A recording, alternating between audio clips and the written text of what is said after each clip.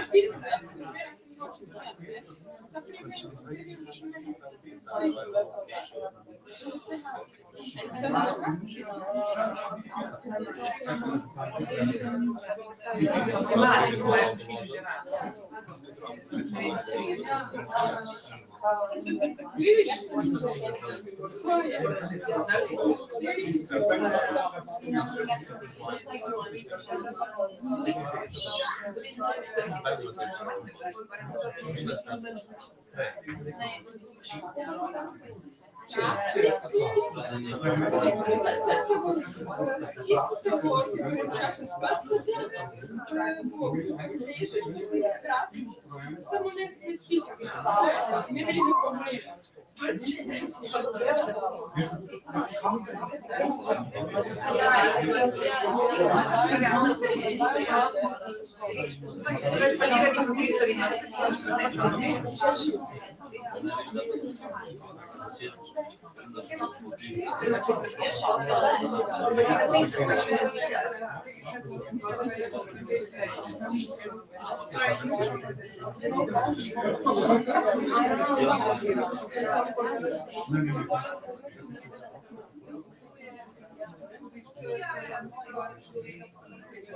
Stavljam projekt,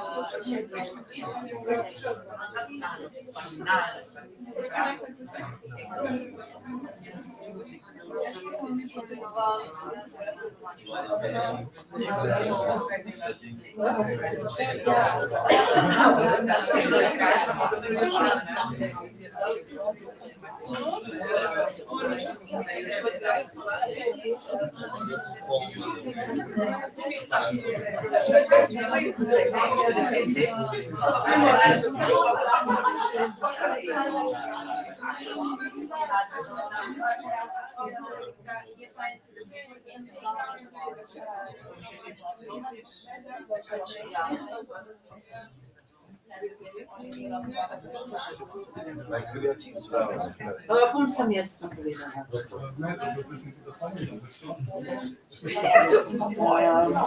Kar izvolite se usesti. So we will continue.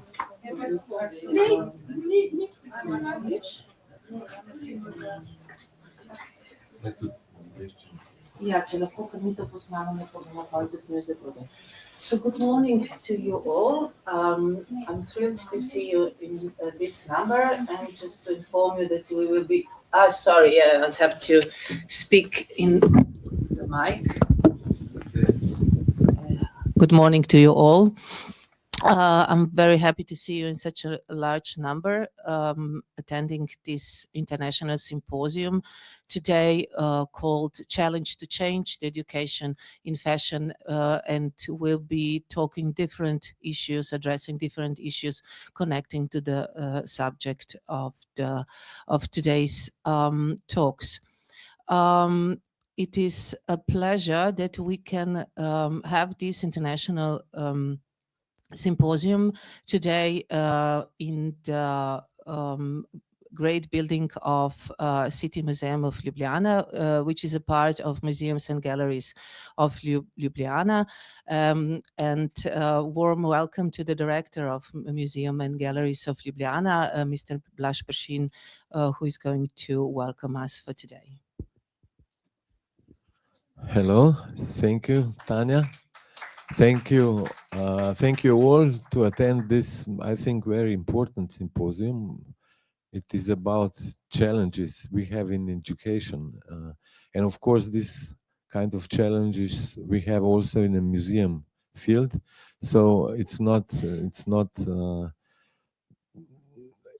is very important that you have this meeting also here.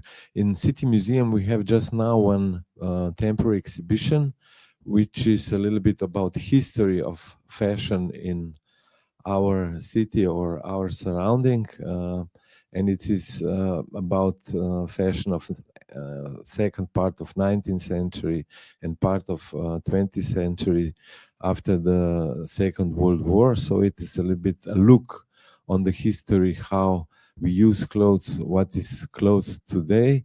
Also, we are collaborating with different institutions, especially educational one, like the School of Design, which is here nearby, and of course, the Faculty of Design and all others who are involved in this topic. Now, the challenges are really big. We are talking about sustainability, ecology, the different issues, which is important also for the fashion, and also how we see the path from the past till now. Tanja Devetak is also doing a big research about this topic and how we see it now, and what, of course, past can learn us to not make the same mistakes like we have done. So it is a big responsibility also for you, designers, especially students, who will have in mind and must have in mind what important role fashion design is for us, and of course how we see the world around us. So the fashion is part of our lives, and it has to be really improved and to have a look in these important issues we are talking about. I wish you all a pleasant time here. Of course, all the panelists and all who will talk about these topics, and of course, education is our future. Without education, we cannot make a brighter future. Thank you very much. Thank you, 𝗨𝗱𝗃, for kind words, and forward to our today's meeting. Today, I will start with a short overview. I will just switch to another mic.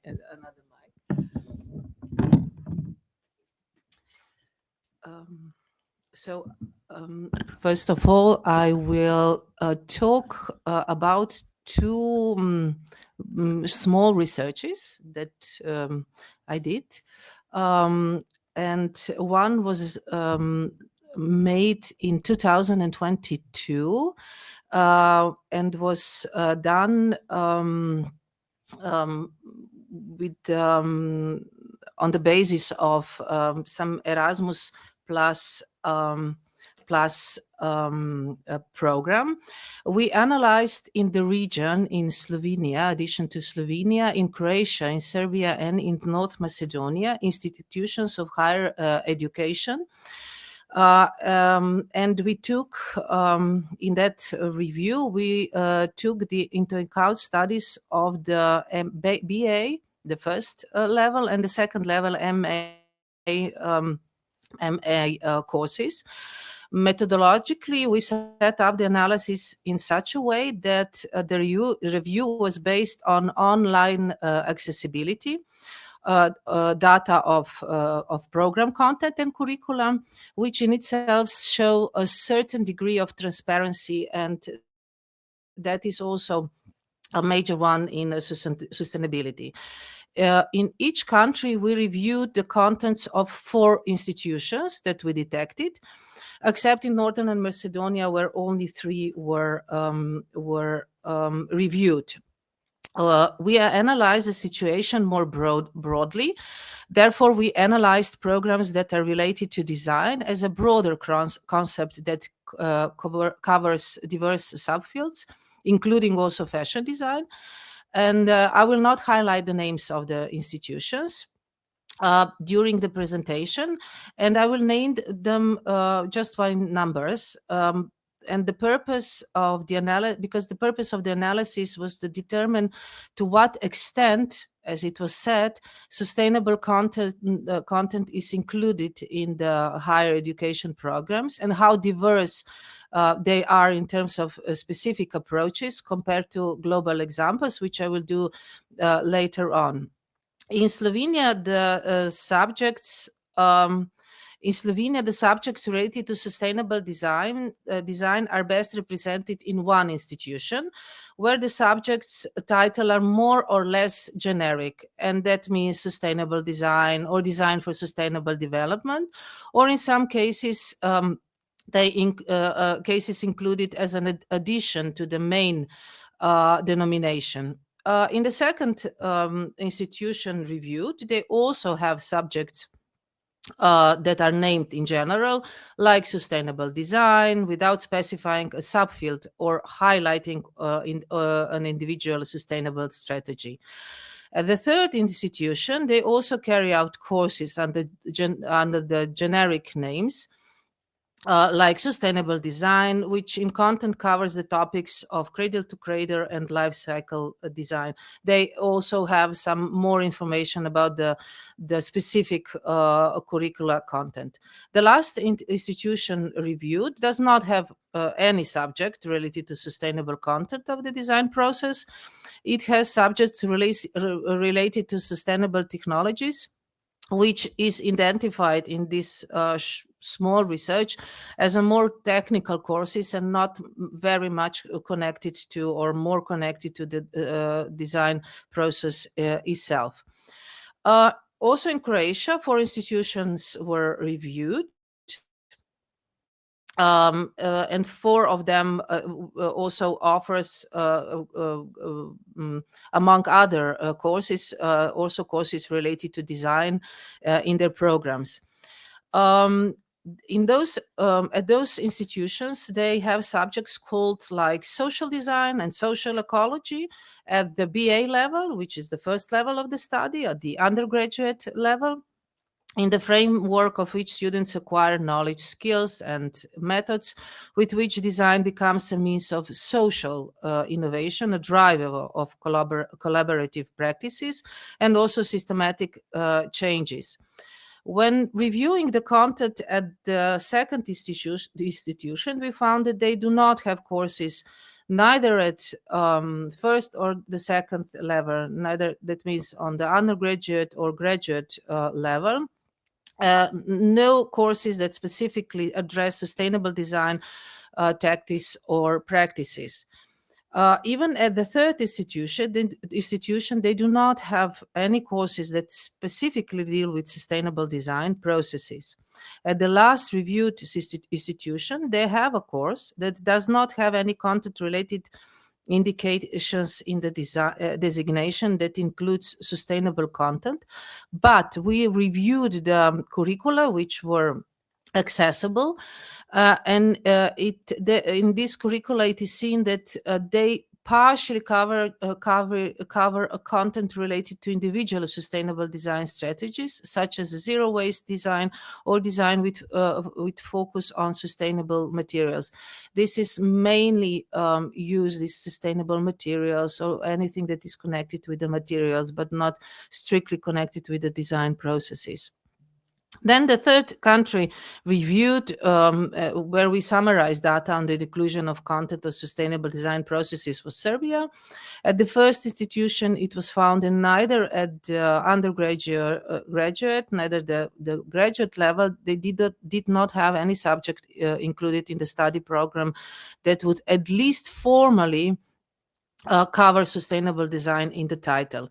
At another institution reviewed, the implementation of study subjects was visible, but as is similar as some other institutions, they deal with materials and approaches in implementation, but do not consider sustainability as a tactic, as a strategy in the design process. Even in the last reviewed institution, they do not have any reference course related specifically to the sustainable design process. The last country reviewed in this small overview, according to available data that we analyzed, the state of inclusion of sustainable content in design studies was North Macedonia.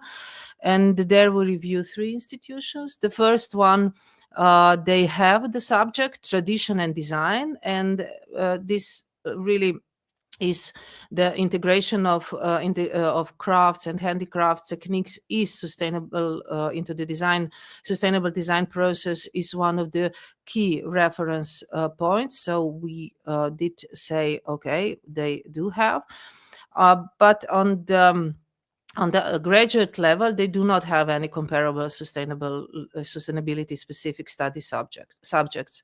At another institution, they have the specific content of the course, name otherwise generically as sustainable interiors. And the last institution we reviewed also has one specific subject with the generic name eco-design.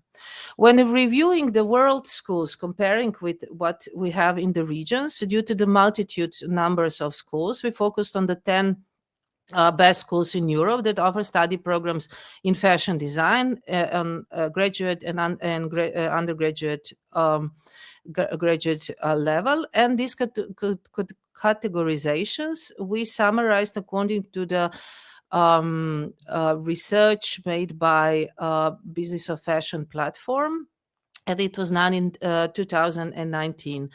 Their evaluation, the criteria for their evaluation was global influence, learning experience, and long-term values.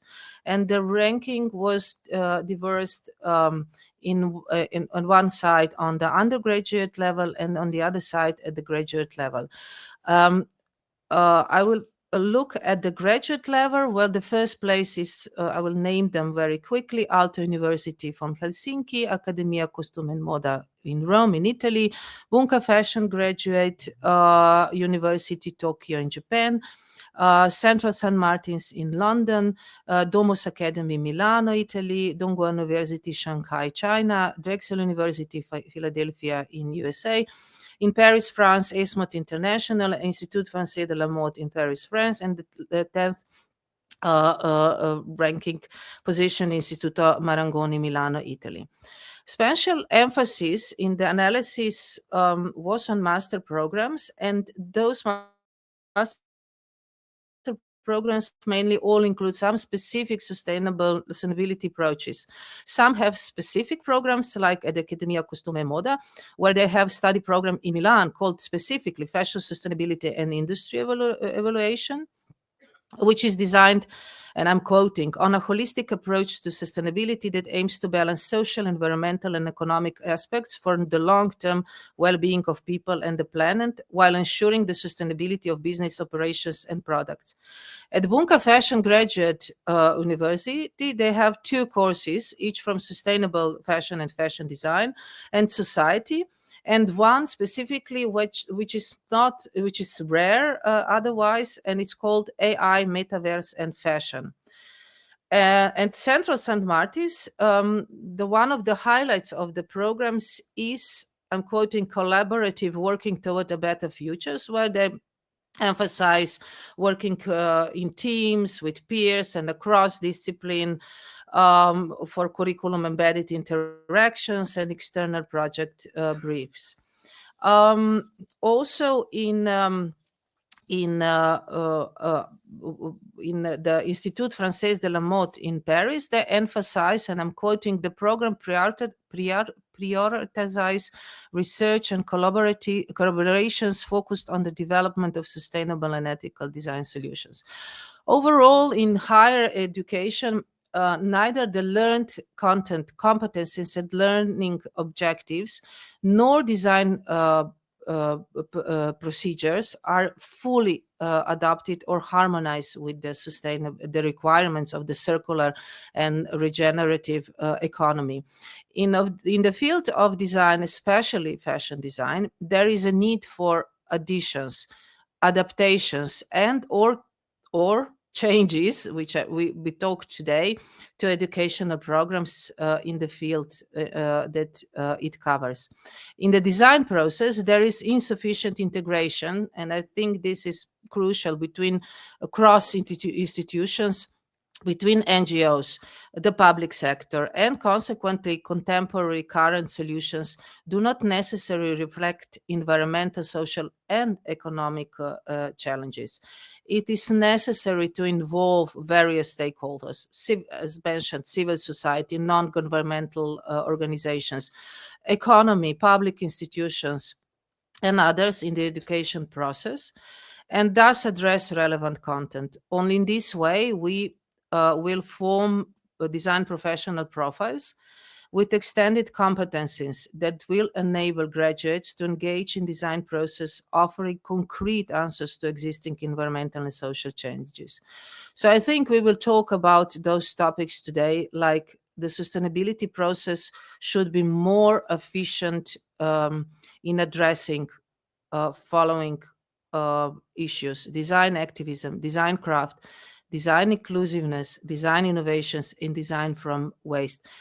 I'm sure that those topics and issues will be addressed today with some of my guest speakers, and I'm warmly welcoming Ms. 𝗏𝗵 𝗘𝗱𝗂𝗃 to join me here.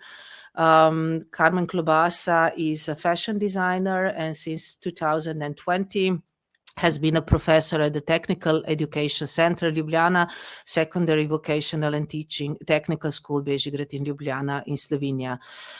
There she teaches the professional and theoretical subjects of clothing aesthetics, fashion design, and the history of clothing.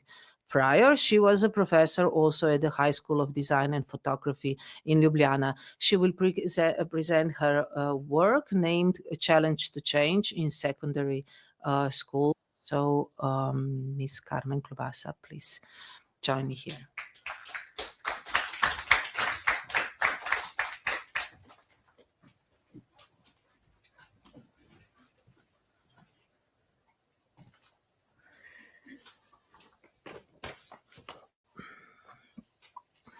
Tanja, thank you for your invitation, and good morning to everyone, and welcome to my presentation, Challenge to Change in Secondary Education. Well, fashion is an important companion in our lives today. It is a natural and spontaneous expression of man and also society.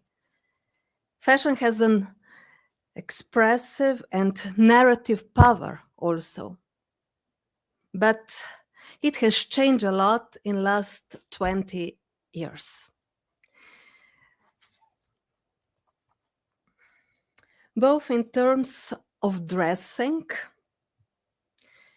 attitudes towards clothes, importance of fashion trends, market importance, aesthetic criteria, and of course also in relation to the profession of fashion designer. I'm afraid that the true mission of a fashion designer is disappearing because his or her role is being taken over by online influencer, mostly self-proclaimed. Today we have the opportunity to consider how to restore the profession of a fashion designer back to real mission. The same applies, of course, to all professions in the textile industry. Our professional training center is a fan of various professionists. Among them is the textile department. The 4 years program creator of fashion clothes and 3-year program clothing maker. I think that both are well designed. We would only need to make some upgrades in the curriculum. However, it is really necessary to rename the existing courses and exclude the division of courses by models. Abolition of individual models within a subject, the previous individual models should become subjects. The subject book should consist of independent subjects that are not divided into content sections. For example, in 4th year, the course subject 𝗚, we have in division of 3 parts. 𝗚1, drawing and painting, 𝗚2, fashion design, and 3, pattern drawing. So in one package, we have contents that are different from each other in terms on the way, thinking, conceptual development of work tests. And at the end, we have even a grade to all together. And my opinion is that the grade cannot be objective. So I suggest that use names of objects that are understandable and traditionally understood by the entire textile industry. These terms are fashion design and aesthetics, history of clothing, technology, pattern drawing, tailoring and modeling, drawing and painting, and practical lessons. In this way, we will achieve simplification and easier understanding for students, syllabus and useful terminology in the later work environment.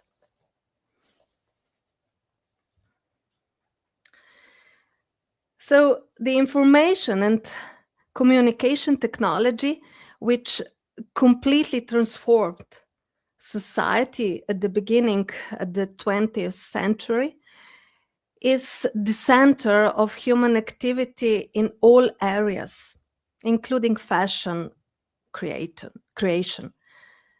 That is why training with computer programs is indispensable and necessary today. But in the subject of fashion design and pattern drawing. However, it is true that we need to be careful when we start to include the equalist of digital skills. I think that students must first master freehand drawing in fashion design, because such drawings are more expressive, show the author style, originality, which the computer cannot replace. With the computer, we all become equal. I recommend the use of computer programs for drawing technical sketches rather than fashion ones. And this in senior years, when they already have some fundamental basics for designing clothes.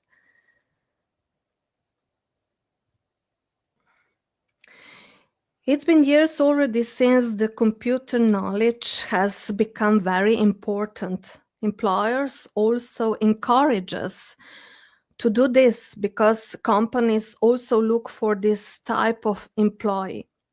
Our school bought 𝗨𝗃𝗃𝗃 last year. 𝗨𝗃𝗃𝗃 is an indispensable tool for education in the field of fashion and textiles because it enables the development of digital competences, the simulation of production process, and understanding for connection between design, technology, and production. And in Slovenia, the 𝗨𝗃𝗃𝗃 system is used by companies that operate globally. Some of them we know very well. Since the need of a fashion designer's ability to present his or her product in a sovereign and high quality way is becoming increasingly evident, I suggest supplementing the subject of fashion design with content that includes the basic of fashion photography, a textile description of a project, and advertising. This package also includes a photo and a video editing program. The placement of fashion styling in the subject book, where a student acquire the basis for designing a complete clothing image, either for television, for photography, for fashion magazines, consulting the various clients. I think this is an attractive trend for the future too.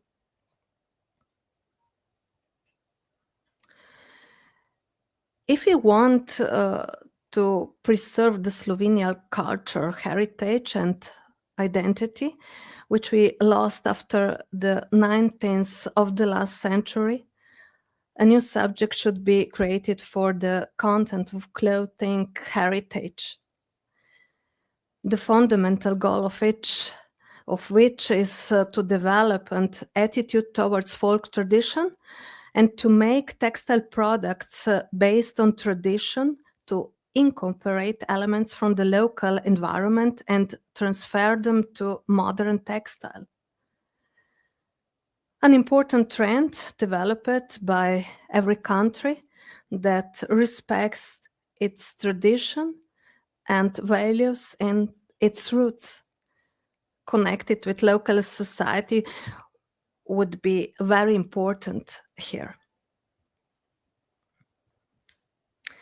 And then ecological, sustainable, a trend that is very much in the forefront, but I strongly believe also a slightly misleading market niche. I would rather emphasize here that I think it is important to build on a quality of clothes and terribly maintain sustainability, where the products for a long time also know how to properly maintain them. To this end, develop another area in the textile industry, textile maintainer.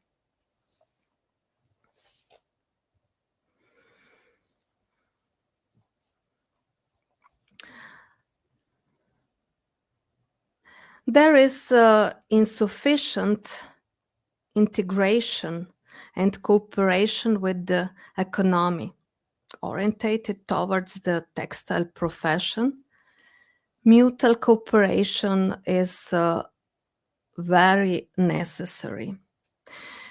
Our opinions are that employers are not responsive to invitation to present their activities at open days.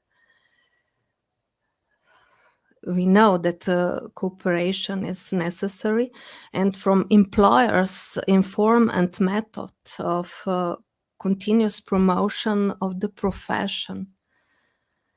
Establishment scholarship system. So this is my view on this challenge in secondary education. I'm sure that we can all contribute to the higher quality of education and respect for the profession of fashion designer.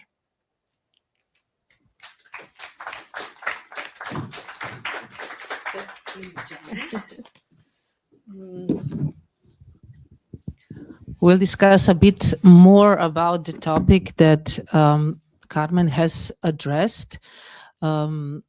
Welcome, Carmen.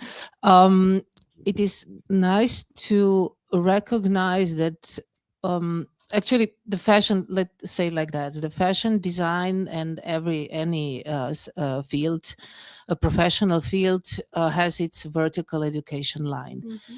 And it's also has many branches. It's not just one straight line, but has many different education centers.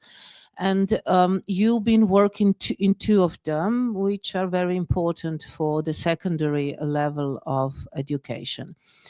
You also addressed importance of integrating real projects, practical projects, integrating institutions from business to be more integrated in the curricula. How do you feel that this, in the future, it should develop this practicum, the practice-based curricula? What are the obstacles today which has to be overcome in the future to have graduates with more competencies in the real world that they will be entering after the graduation? Well, I need to tell that our school has enough practical lessons because we have them 6 per week for sewing. And this is different, for example, of School of Design and Photography here. They have only 2 or 4. And in this way, I think the program is good. But we have many problems in cooperation with textile industry. Which disappears or not want to work with us and with our students. Why do you think this is an issue for them? Why they don't want to be integrated more into the school processes? I've heard from, I know that those businesses are small or micro scale in Slovenia case. And for them, it's very difficult to maintain cooperation next to their jobs that they are doing. So how can you make from your side more approachable this connection? They all tell us that they don't have time for the students because they need to do their work. And because of that, a lot of textile industry cannot neither employ the students, neither give them a practical lessons in specific way of textile. You also, maybe just for the clarification, this program is aligned with programs that not naturally connect, like auto mechanic, Yes, and true. yeah, some similar ones. How do you think it should be in the future? Should be like clusters that are like in design, connected with the design programs that are connected with the design. You also addressed photography, video, presentation, which is a media connected subjects. How that would help to develop, to increase the interest, more interest to enroll in this kind of educational programs? Yes, our school has a fan of different programs. There are mechanics, then also logistic and so on. And textile department is the most different of those programs. And of course, we would like to be together with another schools or another programs which have inside more design, which have inside manual skills, for example, graphic designer, or for example, hairdressers, photography, and so on. You also mentioned the importance of naming programs and courses more directly, more maybe properly, or according to the curricula. Yeah. Do you think that after graduation, when they gain those titles, they will be more applicable in the field? Yes, I'm because sure of that. okay. Yes. Yes. Mm-hmm. Because those subjects, those name of subject, now it is not understandable for whom? For textile, students? Also for students, students? for students, also for professors. We mix together everything, and also for textile industry, for the future people. So also you would help to build again more stronger textile and clothing industry here. You did mention the connection between the like design craft, which as I know it's rather integrated in your programs. How do you deal with artificial intelligence? As I mentioned before, there is one subject in one of the higher education institution called AI, Metaverse and Fashion. How do you integrate those fields, which are the future subfields in the fashion? How do you integrate them in your programs today? Or do you plan to do it in the future? We plan to do it in the future. We have working groups in CPE, and perhaps in 5 years, or I hope a little bit freer, we make another names and understandable names. Just one question regarding this practical work. In theory, and scholars are addressing this issue as a crucial one, that students should have more real practical projects which combine diverse institutions. Do you have them already, or do you see that in the future that should happen? How do you see your role as some kind of crossroad of the different institutions that are helping to build better secondary educational program? We do make 1 or 2 projects per year with with another companies, or for example now we have already finished costumes for fairy tales. But it is a problem to do more external project, because of curriculum. It is not integrated in the curriculum. It is not integrated. Therefore, I'm asking. Yeah.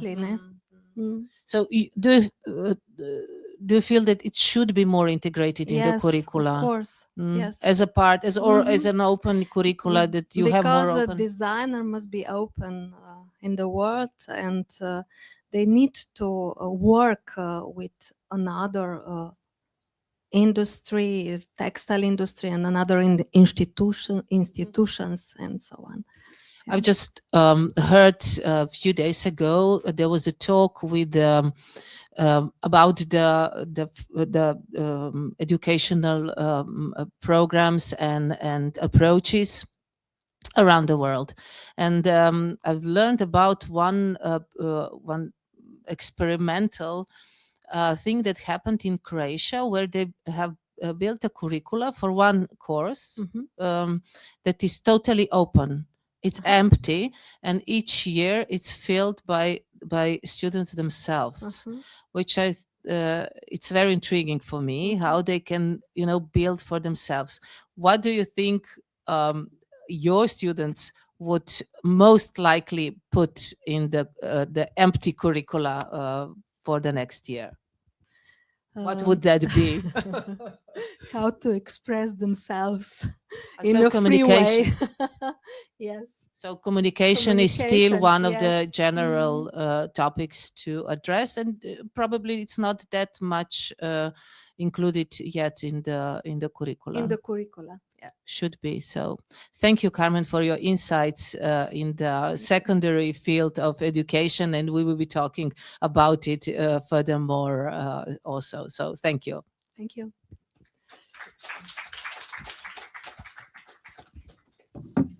So my next guest is Miss Barbara Velko, and we will be talking further about this vocational secondary school.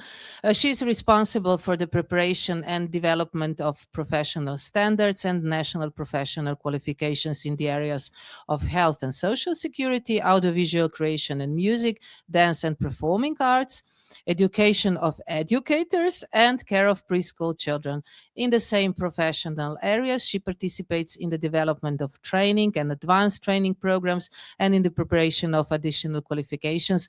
Please welcome. I'll be just shortly adding some of your professional fields. She's also involved in various domestic and international projects within the profession. She coordinates the work of 2 sectoral committees, namely Health and Social Security, and very important for us, Education, Arts and Culture. She advises on the implementation of procedures for obtaining and developing national professional qualifications in the NGO sector and in the public sector, especially in the field of Slovenian Sign Language, the integration of migrants, Roma and other vulnerable groups into Slovenian society, like employment and training. She also advises on the definition of key employee competencies, and I'm sure she's going to be talking about many topics today. So please, a warm welcome for Barbara Velko. Thank you very much, Tanja. Thank you all for giving me the opportunity today to present to you our work, my work, our work at the National Institute for Vocational Education and Training, or in Slovene language, CPI. I think Carmen mentioned us before, maybe more known Centar Republike Slovenije za poklicno izobraževanje. So, about us, as maybe mentioned in a way before, we are Central National Development and Research Institution in the field of vocational education and training. What we do is that also we are kind of a meeting point of the interest from both sides, from the government on one side and social partners on the other side. Social partners are mainly employers in enterprises for the field, because it's vocational education. So, as you heard, we develop vocational qualifications. Qualification means educational programs also. It's one of qualification educational program, which are the most, you're most familiar with, but there are also others I will mention later. And we prepare qualifications across all sectors, from agriculture to, let's say, health. In addition to this, we also very actively participate in numerous international and local projects aimed at enhancing education and labor market needs. We are also proud to serve as a reference point for the Slovenian qualification framework, SQF, maybe you heard, Europass, 𝗨𝗏𝗏𝗃, and other important initiatives that ensure that Slovenia remains connected to European standards in education and training. However, it is important to mention that we, so the Institute for WET, operate across levels 3 to 6. That is according to the European qualification framework, 3 to 5. These are the levels. The alignment ensures that our qualification meet European standards, enabling recognition and mobility, also for you, for learners, as well as later when you obtain or when you get a qualification for you as a workers across Europe.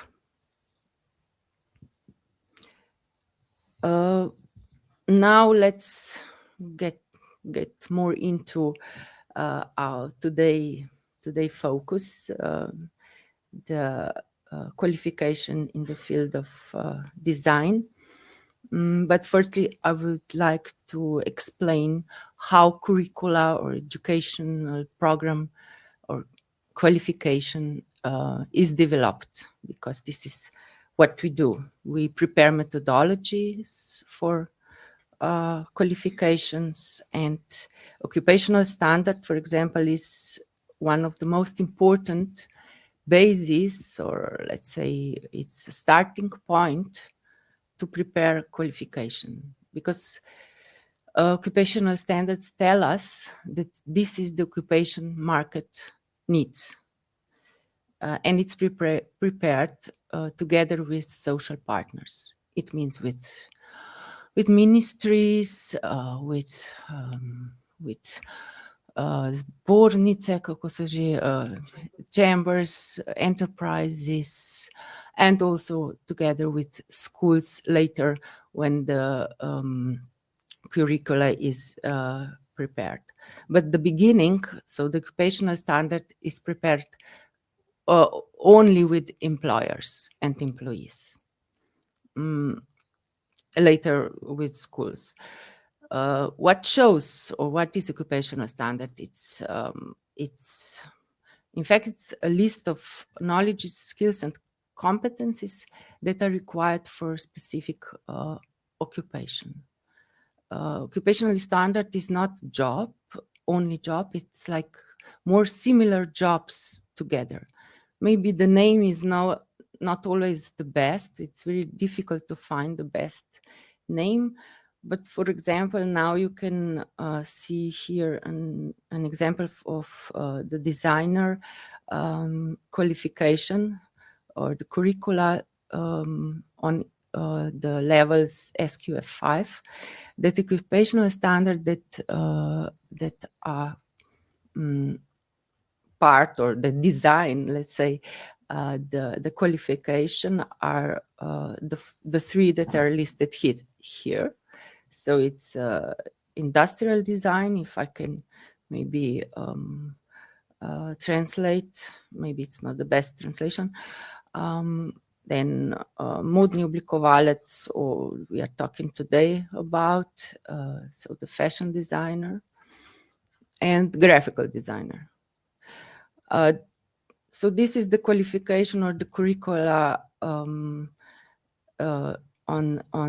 in the field of design, and on the right side it's fashion stylist, which is also in this in the design field, according to again some kind of one classification called Classius. We are stick to it's modni stylist or fashion stylist, but this fashion stylist is in fact for adults. And adult means for candidates that are 18 years and older, and you can get this qualification based on your non-formal or informal knowledges. Maybe you heard for this system we also have in Slovenia. It's called National Qualification System. It has its own act. It's from 2020, and it's the qualification you get through the validation of these knowledges I mentioned, non-formal and informal. So it's not the point that you go to school. You can, of course, also go to school and get the education, but maybe you, I don't know, you educate yourself in, let's say, as a photography, but you're also interested in fashion stylism. And if you are 18 or older and you already have some experience from this field, you can go in front of experts and you show them your knowledge. And then you get the certificate, which is also it is also included in the Slovenian qualification framework, what means that you can go wherever in Europe and they will recognize your qualification, same as education. Maybe in Slovenia is not that popular, because in Slovenia still education is more known qualification, but in other Western countries, qualification which is obtained through your experiences, work experiences, or even hobbies, it's not needed that you are employed. In fact, that it's important that you know you have the knowledge, you have the skill, and you can show through very practical, in a practical way, you show it in front of the commission. It's one of experts, three experts who check your knowledge. And here is also are listed also the occupational standard for the qualification Carmen mentioned. Maybe I put different name of the qualification, but it's not, it's the same one. But this is only I listed for the fifth level, so the fashion clothing designer, or I think you mentioned it's a creator of the creator. And here I also the occupational standard listed for this qualification.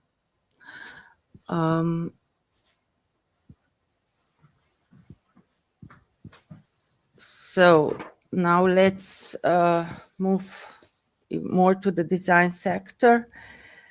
As you all know what is written here, I'm sure you are familiar and you can approve this. But why it's important to know what is the design factor for us that we prepare occupational standard. It's important for us when we prepare occupational standards and curricula because we need to understand what are the current trends in the sector and pinpoint the skills, knowledge and competencies that form occupational standards and are essential for the future workforce. That's why we have prepared this year a study together in cooperation with experts from the field of design. And this study will serve as the foundation for revising occupational standards and later on renewing educational programs in order to meet these emerging needs in the sector. So as part of this study, we conducted desk research, surveys, interviews all in 2024, and also the methodology behind. It was a pilot study, in fact, that we will also use in other studies for other sectors.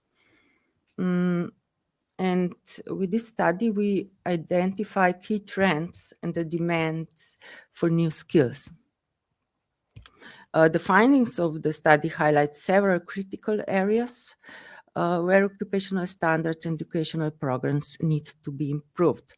So let me now just introduce you just the most outstanding these critical areas that tell us what to improve in standards and curricula. So as we were told, this study was made with the interviews and desk researches and everything and surveys I mentioned with employers, with employees, with chambers, with ministries, and also with you, with students. And it was really, it's what we find out that it's very important that we ask you what you need, the students. It's like in all fields, don't talk, let's all say. When you want to improve something, ask the one that you do it for. As for example, ask migrants if you prepare new strategies for migrants, or ask pupils what you need. And you and all others told us that educational programs should place greater emphasis on digital skills, such as the use of modern software, artificial intelligence, UI, UX design, sustainable development, which is today the focus. And this is really also important part we are also including in the standards, and audiovisual knowledge. These skills are crucial to stay competitive in the global market. So the digital skills, of course. The next point that was shown is that students and trainees are currently lacking sufficient technical and practical knowledge, particularly in the use of new materials and advanced manufacturing technologies, such as working with CNC machines, etc. Design thinking is also an underdeveloped area Our research shows that students and trainees tend to invest too little in the initial phases of problem solving, such as research, analysis, and ideation, which are crucial steps in the design process. Students and trainees also show weak organizational skills, particularly in planning work process and managing time. Furthermore, socialization skills for teamwork are insufficient, and there is also a noticeable gap in marketing knowledge and skills that are essential for promoting design work and, of course, to sell it in the marketplace. Through, of course, new social media platforms. This is important. All these findings indicate that to meet labor market demands, we need to revise our occupational standards and educational program in order to equip students with a broader set of skills that are directly relevant to the future of the design sector. So this is really shortly all from my side, but I would also like to stress that since we are dedicated to foster better vocational education and training, we warmly invite you all, whether you represent the labor market, industry or education, or you as pupils and students, that you share with us initiatives and ideas for the revision of the standards and curricula. We are all in the same, on the same path, so it's important to cooperate. And I know we also have challenges, we need to say, with enterprises, and with them to the Carmen mentioned, it's difficult to cooperate, that you get practical experience, but this is the study how we needed to do, because we don't have direct connection with the industry. So we need to find other paths to see what industry needs, and you can also help us if you are not directly from the labor market. So we are happy we will be happy for all your ideas. This is my mail. Also, it's one info 𝗨𝗵𝗫 if you want to send any initiatives, ideas, will be happy, more than happy. Thank you. That's all from my side. Thank you, Barbara. We'll be talking a bit more with the topic that you have addressed, so please join me here. Here's your mic.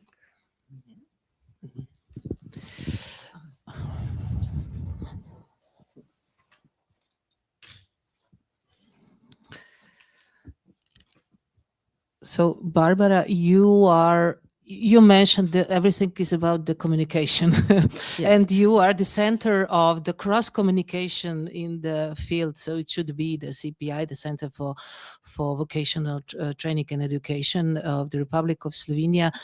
It's not the institution that forces all of us, the education, the enterprises, the economy, the businesses, how they should operate, but you are a center that foster these educational programs in a more future-oriented directions. So you are leading us. You are trying, yeah. And I'm sure you have a very hard work to do it, because each sector, I think in Slovenia especially, we are very much divided. We don't understand that the educational process is the beginning of the working process. It's not divided, and it's not it's not a sector per se. It's something that should be connected, cross-connected with other fields, and also vice versa, all the other fields as well.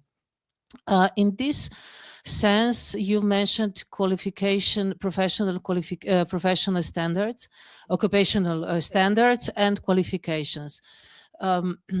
As I've learned, and here's a little disclaimer, we worked together in some areas.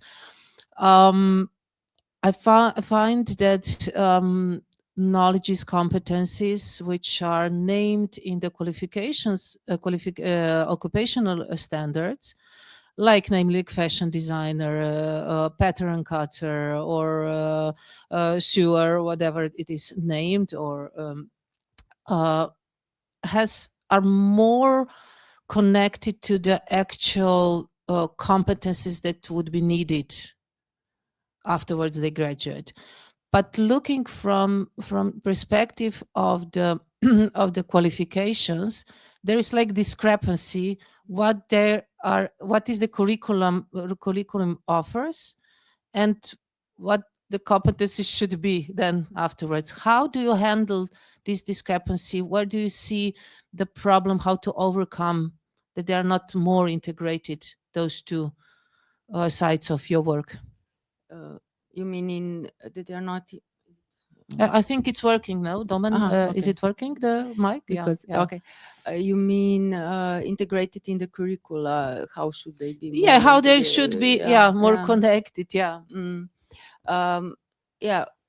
First is that that we try to, let's say, to put in a curricula as much as possible what is needed, but later on, of course, and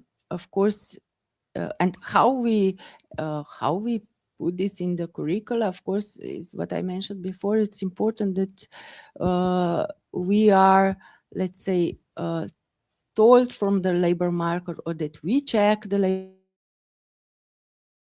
market. So we do both. We ask labor market to send us initiatives, because and on the other side we also check with studies and so on. So, but again, in the curricula something is written, but this is still just a paper. And the next step is then the operational part in schools. Of course, what is on the paper is can be, let's say, 10 years old or 15. Especially curricula cannot be changed like all the curricula every year. But this is why we have this open curricula you mentioned before. Maybe this is the way how can some topics be included maybe faster, and also the practical, the way how teachers teach. They are really autonomous how they go to how they do what they do with pupils. They teach, and in all these learning methods nowadays are really very good, let's say, and especially we want to stress that it's important that they use practical way of teaching. So project work you also mentioned before, and this is what labor market tells us is one of the most important way, because students are not that familiar with this. So these are the ways that are completely, let's say, open to schools and teachers, how they use what is written on the paper, on the curricula, and put it in the classrooms. Yeah, of course. One is the theory, and the other one is the practice. How you actually then do and implement all the written knowledges and I don't know, skills and competences that you should develop throughout the educational process. In Croatia, they have similar agency like Center for Vocational Professional Education. In Slovenia we have, but they follow the whole vertical line of educational line up to the higher education programs. You finish with 6th level. How do you feel? And I think that's a very some kind of a benefit you get from it, because you then really can follow all these competencies throughout the levels of education. How would you find that as a challenge within your work? Of course, your institution should be empowered with human resources and financially and all sorts of important stuff to be more present in the educational process. But do you think that is a lack for being more efficiently involved in educational changes, if you could be able to follow this vertical line throughout the higher education level? Do you think that would change anything? And also, of course, you mentioned that you have wishful thinking with your work, but then it's up to the educators how they implement.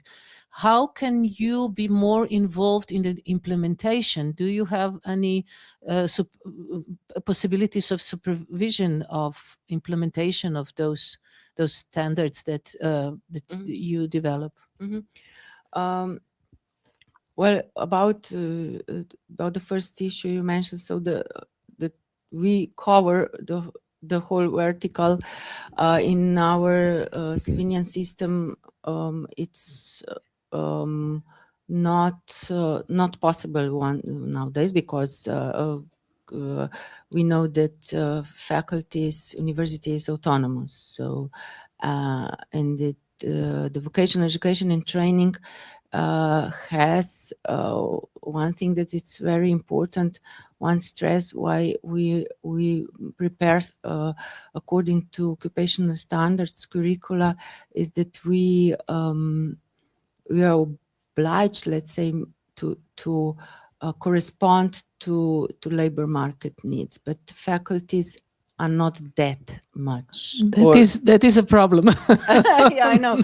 So maybe we should address as well. We could suggest this to our government so that we can maybe change in this way. But yeah, it is. But on the other side, as I remember, when I went to university, I was told you go to university it's not important that you will work in this, what you will study. It's important that you study to get this, let's say, broad knowledge but and competencies. But still, today you can enter faculty also with vocational school. And maybe this is the way. Vocational school gives you opportunity, gives you skills and not especially knowledge to work something concrete. Because if you go to gymnasium, it's not the way. So, and later on, maybe you enter something that you are interested in, but you still have vocational knowledge from. So it's open, all the paths are open in Slovenia, so maybe. You know that European Union encourages lifelong learnings. This is something that we should also more implement in the Slovenian culture of education. We do, as I know, one of the research shows that we are very good in the lifelong learnings about our hobbies. like, sports, languages, and so on. But we are very poor in numbers, in percentages, concerning the lifelong learnings within the professions, within our working environments. We still don't understand that as a mean of development, as something that we should do really lifelong. Where is standing the institution as CPI with With this? this. Yeah, exactly. This is European initiatives, I think until 2030, like 60% of all active people should be, in a way, included in the lifelong learning. What means that European Commission or Europe will finance all these initiatives in countries, and this is also for all the institution like us is important, and it's good because it will be we will be all financed to prepare different possibilities to stay involved in for all the people who want. So we, for example, prepare now we have a lot of meetings. Now we are also at the beginning for micro credentials. I know that faculties already have this. Is some of them, and also other institution together with our will prepare these trainings, different training, either for adults or for also for youngsters. For adults, for example, for the system I mentioned, national qualification certificate, that is possible to get according to skills or to hobbies or whatever, so that will be prepared. I think 𝗬𝗲𝗹𝗃 𝗧𝗵𝗲𝗃𝗃 Employment Service will have these programs so that people can enter and maybe later also gain the qualification, the certificate that later on can be usable for mobility for the workforce, because we know that it's lack of workforce everywhere, not only in Slovenia. So this is why Europe decided to support this programs in order to make with especially with digital and sustainable these competencies. So all the modernization we are also in of the educational program. So until 2026, we will also revise a lot of educational programs. This will be the first part. They will all be in all the programs. A lot of new competencies will be revised, especially, as I mentioned, digital and sustainability, which is also the focus for this. Also with the national professional qualifications, because those are, I don't know if you are all familiar with national qualification professional qualifications, which are basically similar to micro credentials but a little bit different, which they are non-formal qualifications which you can get for certain competencies that you have gained throughout your working experience. Yeah, I mentioned and which is very, very a good one in Slovenia, very broadly developed. But how often do you revise those competencies in the national qualifications? In fact, occupational standard is the basis for both paths. This is important according to the law for national qualification. So occupational standard is basis either to prepare educational programs. This is one path, so the educational path, or the skills path, the national qualifications when you get then the certificate, which is not education. I have to stress this national qualification through this for the certificate is not qualification, but it has almost the same importance, especially in other parts of Europe. Slovenia also in some sectors has the same meaning, but where the education is needed to it's 𝗨𝗶𝗵𝗵 is the purpose to get a job, condition to get a job, then this national qualification certificate is not enough. But we are trying to every year more and more, and every year more and more sectors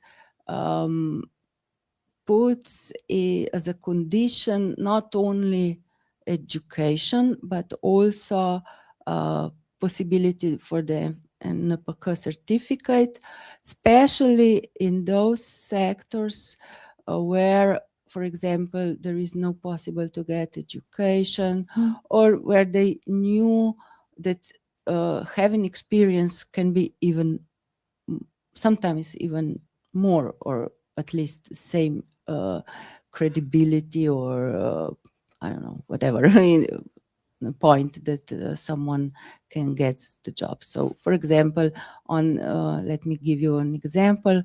Our institution 𝗨𝗱𝗵, the radio, there is medijski Media center. Yeah, I mean the school for media now. But before the school prepared this program, there were people working on 𝗨𝗱𝗵 without this education, because there were no education for this field. So there were people working years and years. They got experiences, and at the end they went through this 𝗨𝗵𝗀 system, and they gained the certificate. So it changes, and they put in their sector these possibilities that you also can have the certificate if you don't have the education from this field. Just a reminder for the fashion design, as you have shown, we have 3 qualifications: fashion designer, creator of fashion clothing, and fashion stylist. And before we go to coffee break, which I think we all need, there's just a little paradox, because this national occupational qualification, it's for the fashion stylist. Yes. And most of the fashion designers which have finished their school and graduate fashion design, most of them work as fashion designers. So I think fashion stylist probably should be as a formal educational program, because so many people are in demand for this kind of occupation. So yeah, this is one real situation that we are already facing. have this discussions that we should include more competencies or this from modern from fashion stylists into the curricula. So it's going this way. Yeah, because it's a real situation for all the youngsters entering the business world. Thank you, Barbara Velko, for your insight on how all these programs and qualifications are managed and implemented. And as I said, coffee break is waiting for you outside. So we'll be meeting after that again, and go further on up to the education level, up to the higher education. So see you soon.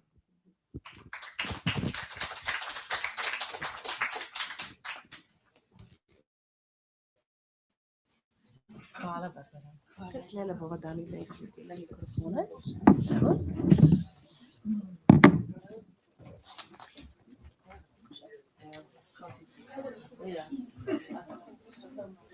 Ja, super.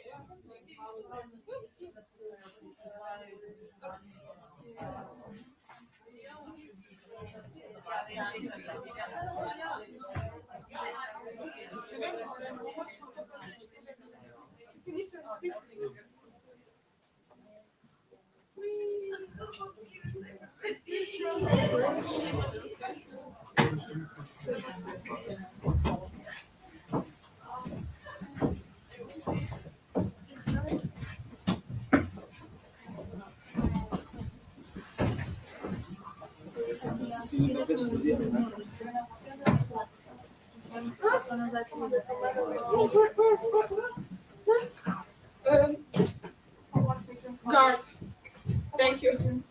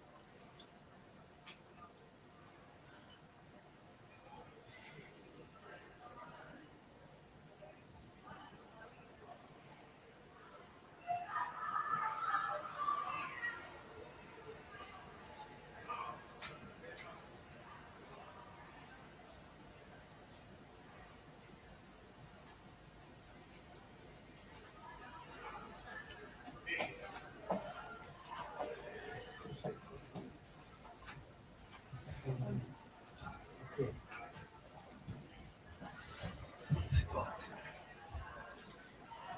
Tam so dizajna tudi vibano. Tako je zdaj predstavljeno. Nekaj o tem, če se ti, če se na študu izobraževanje, samo tam ne poveš, ko zbog certifikat. So do that someday. Dej. Kaj ti postaneš? Huh? Kaj ti postaneš? Online? Si zapravo. Ne vem, kako res. Tako. Ko smo se njima leta, 𝗨𝗶𝗵𝗵 v Sloveniji. Ne, vse, mogoče bi šel. A, vidiš, je tako razak mi je zadnjič, ki bi zdaj bom mogel vprašati to. Če nek 75 ali bi se spirana, ki nam sem že govorila, ki sem se špilal še v Zagrebu. In pač, ja, tako, on mi je enkrat govoril, da je njegov friend zaposlil pri sebe na temeljice in da potem delal kot stilist. Dream job, dream job. Veš, kaj mislim? Če bi bilo insane, ampak zdaj tako, ne vem. I just felt so at home that mostly pač za par let in dva. Naredim par stvari tam, grem naprej. Honestly, če pa ne postaneš, odpreš neki lokalček, igraš v lokalčku in če se imaš fajn, ne bo tako. Pač tam je ta vulkan, 𝗽𝗏𝗏, in pod tem vulkanom je nekega sekcija 𝗨𝗏𝗏𝗇. It's not based on 𝗨𝗏𝗏, but it's just called like that. And it's perfect. 𝗨𝗏𝗏𝗇 𝗨𝗏𝗏𝗇. Ja, lej. Ne vem, naprimer, Valencija mi res ni tako dogajala, kot naprimer tale. Ampak videl si na nekaj večni človek, ki jih imajo ti na neki kupoli, na tistih vodnih tankih, ne vem kaj. In sem je tako like, Greš tam na fashion show? Ja. Veš, sem na 2-3 ure zapremom bila, da sem like, guys, I'm here to show my fashion. Let's go to the different wine. A meni zdaj stojič pa tako malo strašila, ki sem tako like, teenager priseljencev pobijajo, sem čula ful. It makes sense, it makes all the sense, ampak I know people that live there, veš, kaj mislim, še da.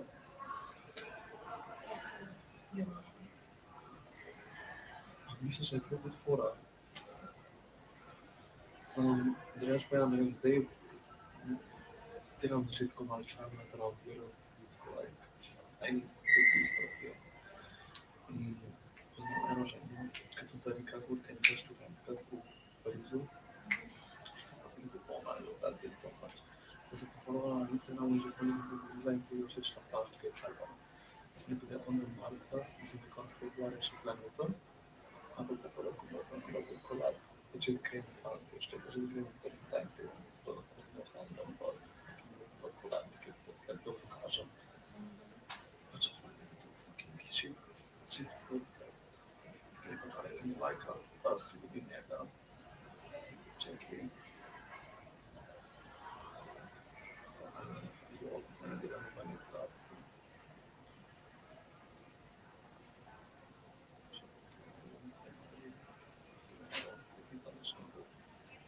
Se bi tudi en začel pač ni bilo res. This is not a joke for me. Dit is een leden die een stap over zijn handen. Maar 𝗨𝗶𝗵𝗵𝗇, nee, het is maar nog geen dat. Dat describes sour. This is the bitch. Ooh. Well, it was ugly. Oh my. I love her. I need nothing to fucking say. It's not already 𝗨𝗶𝗵𝗵𝗇.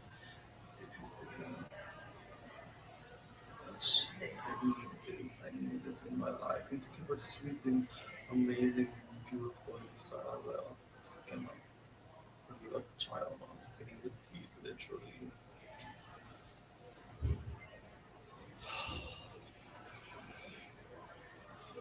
A ni to bilo ful znano že, da on gre.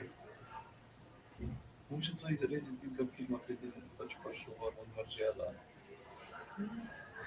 Kaj nisem bil ful tako like, this is not news to me, pač velika so oseba, razumem, this is not news to me.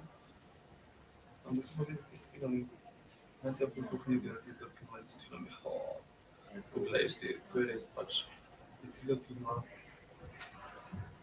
jaz sem bil sam, ko se podaj, točno to, točno fucking to, točno fucking to, točno fucking to, točno fucking to.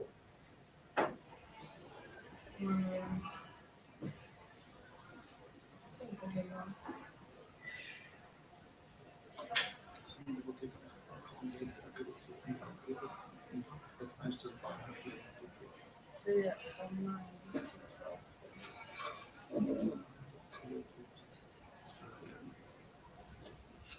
Včeraj sem zvek igrala 𝗏𝗏𝗏𝗃 𝗏𝗏𝗏𝗏. Ali bi bilo to, Ja, ful je luštno. Ja, ful je luštno. Ta te pikice na Jožki sem kupila. Tudi še eno obstaja. Ne, fakt, sem pa sam na Instagramu. Jaz ne, si ti malo profenik, ne? Mislim, da ja. Tole. Opa, mačka. Tole mačka. Ja. Že pe ime žemlja. Oh my god, perfect. Oni popolno ne za to.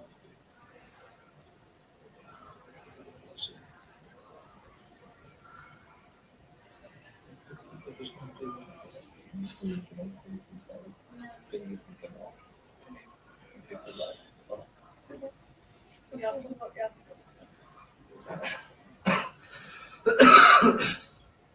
Ja, res sem moče še vedno več študirati, ampak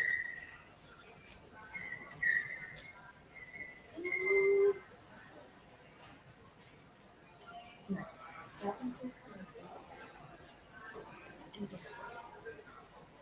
Abi imam zdrobljene orejate, če hočeš. zdrobljene urevke. Pa da, v torbi.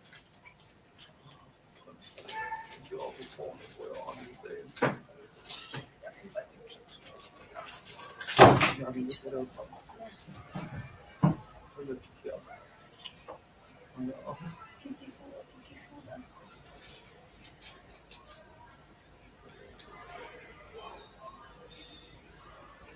Zdaj začne grem do špila pozdaj, a ne grem sem domov spati.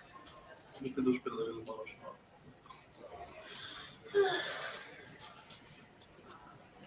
Nika pa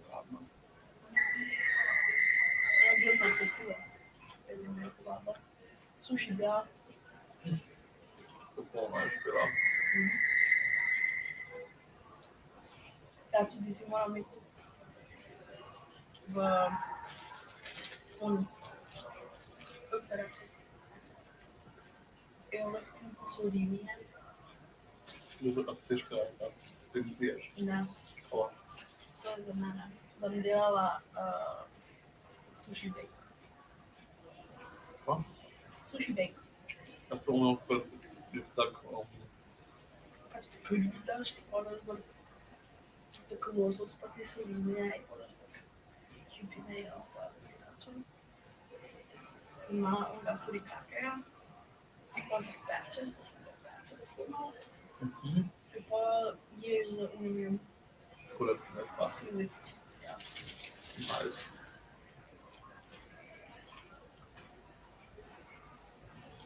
To bo amazing.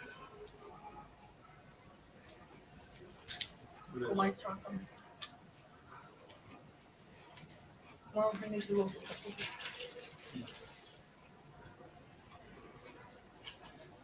Odkar sem nehala biti vegetarijanska, mama to ne počne.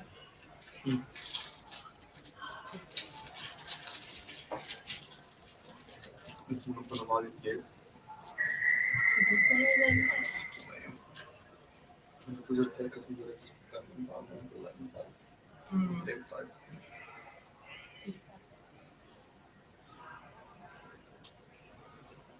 Meni se pa sem nelo. Pogovarjam sem bil nekje.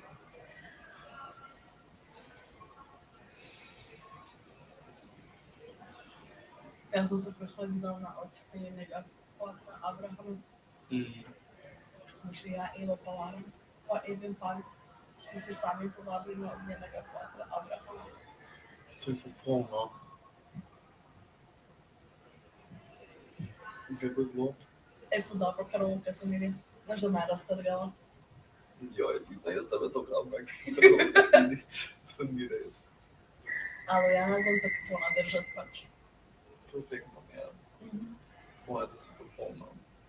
In moja najljubša pesmica je Samo ljubezen. Popolno si. Evo. Ali, ja ne ni karaoke.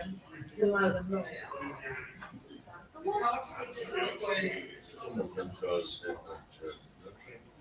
Bom probala malo prej.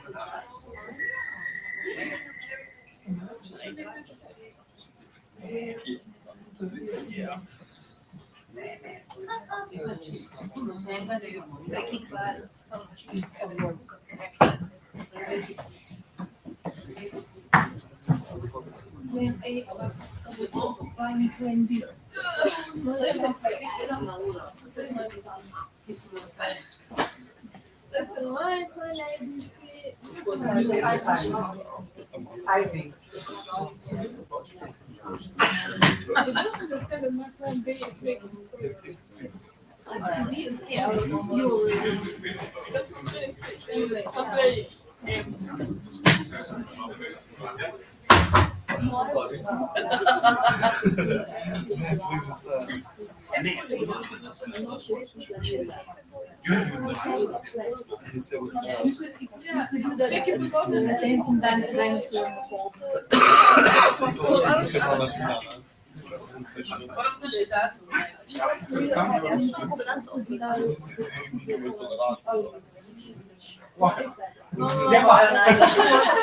Če imaš, ti bi bil tudi vesel.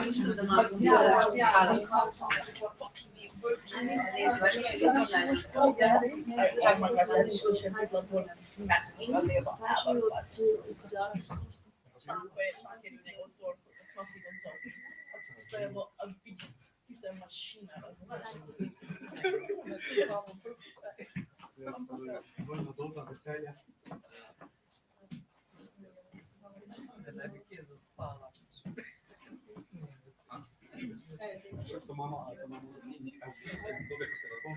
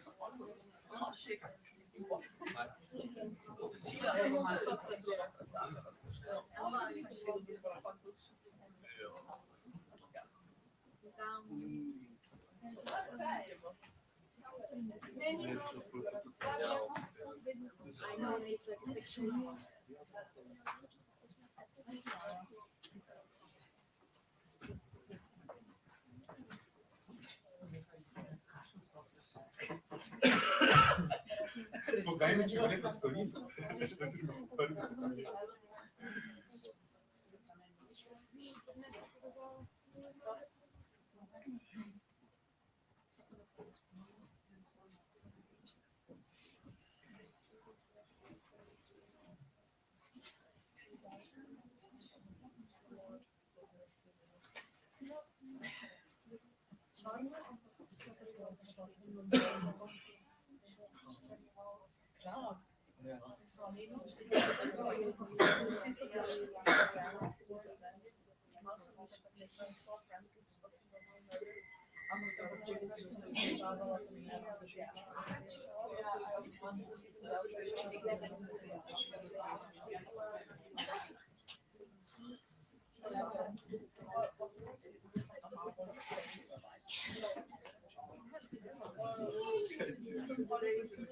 So here we are again.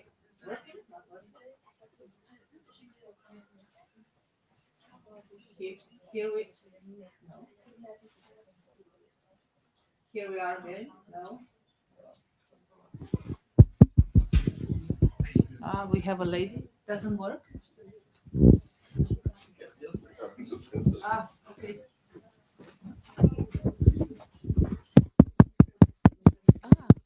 Okay. Ne?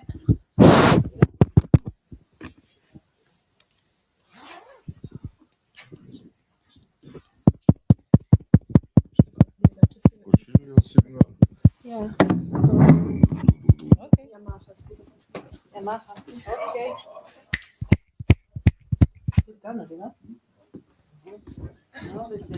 Coffee break. Ok, se poveš, kaj je. Ni nič groznega.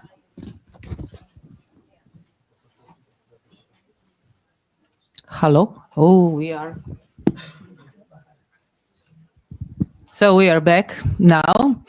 And continuing with our presentation and talks, hopefully some interesting thoughts we have raised.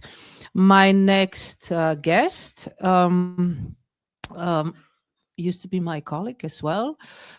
Professor Dr. 𝗚𝗏𝗃𝗀𝗃 is a designer, a design researcher, and an educator. So he really covers all areas of fashion design and design in general. He holds a professorship for subject didactics in fashion and design at the University College of Teacher Education, Vienna in Austria, where he contributes to the Institute of Secondary Vocational Education in the Department for Fashion and Design. In addition, he serves as the program coordinator for the master's program in fashion management further. He is also a member of the curriculum committee at the University College of Teacher Education, Vienna. He's also a visiting professor at the University of Applied Arts, where he also graduated. In Austria, teaching, but these days teaching at the Center for Didactics for Art and Interdisciplinary Education. Professor Dr. 𝗚𝗏𝗃𝗀𝗃𝗃, please, welcome.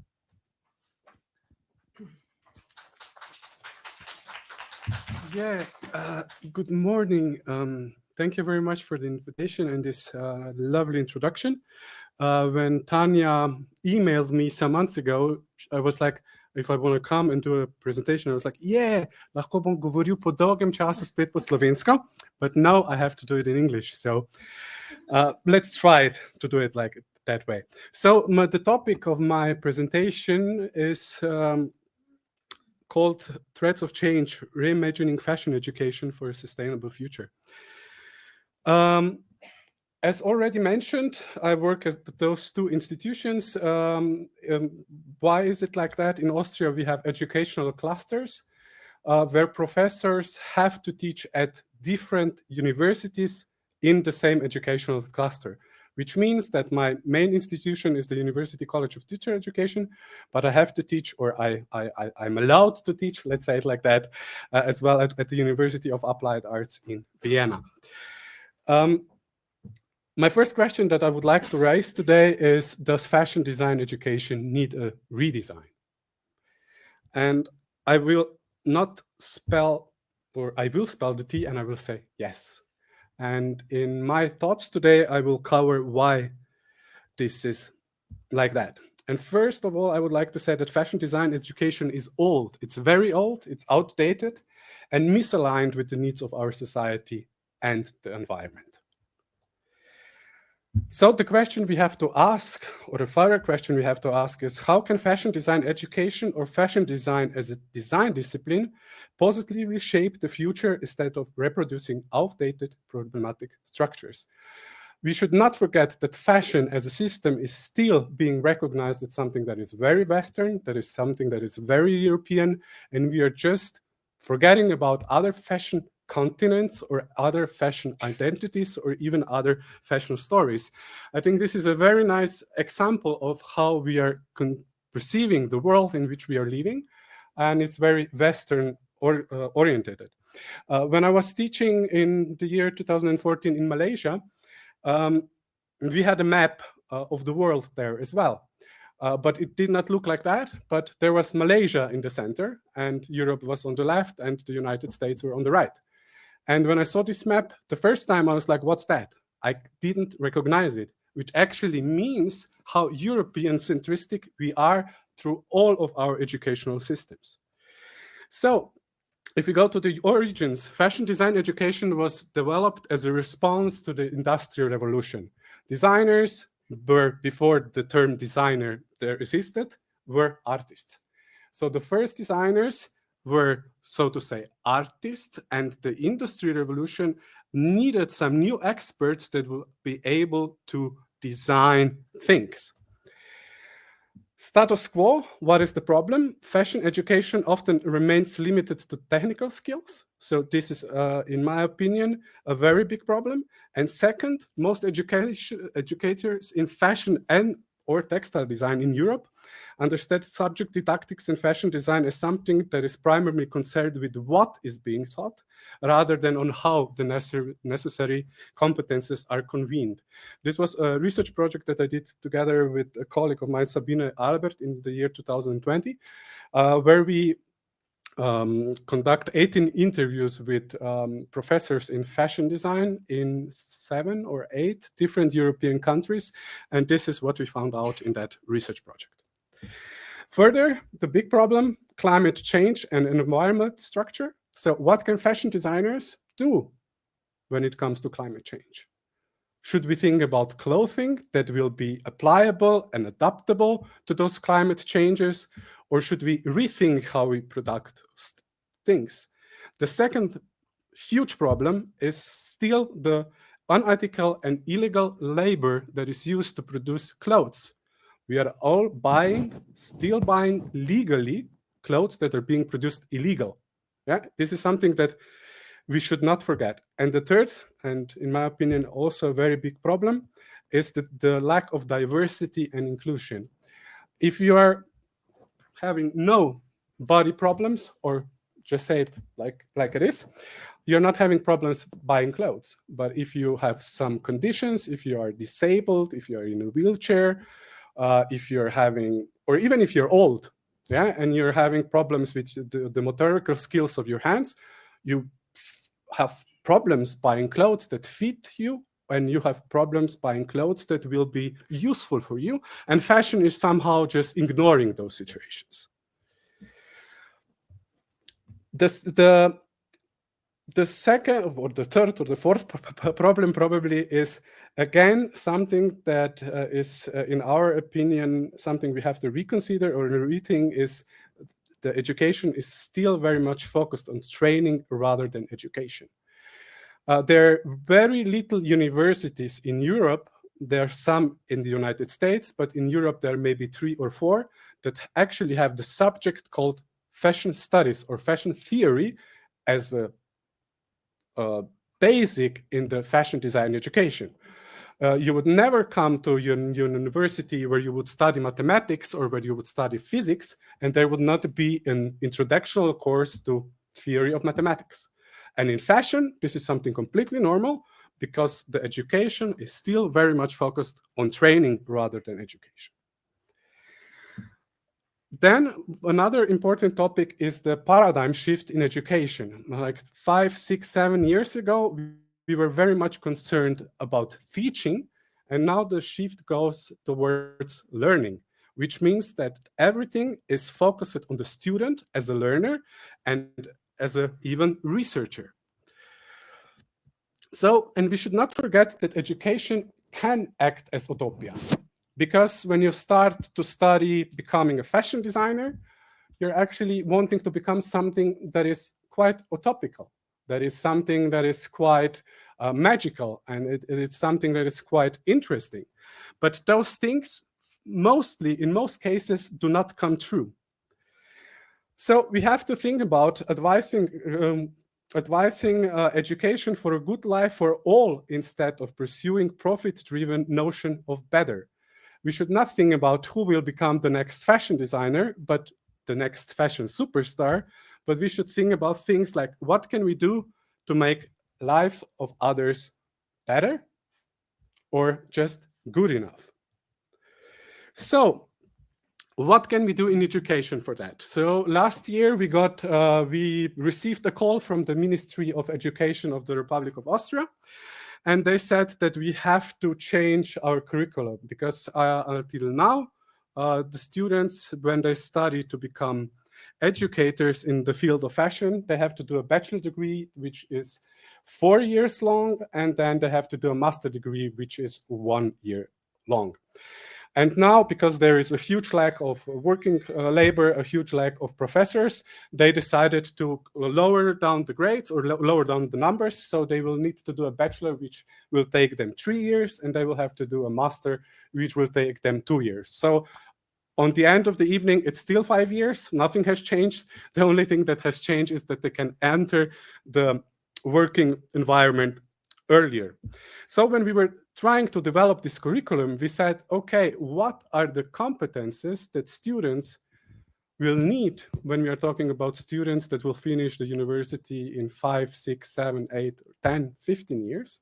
Because a curriculum in Austria normally is being changed every 8 to 10 years. Like the last change was in the year 2015. So we are around between 8 and 10. And now we have to think about the future. And we wanted to have a curriculum that is really scientifically based and that is based on scientific research. And that's why we started in the outer layer of the curriculum. Here you have the visualization of it.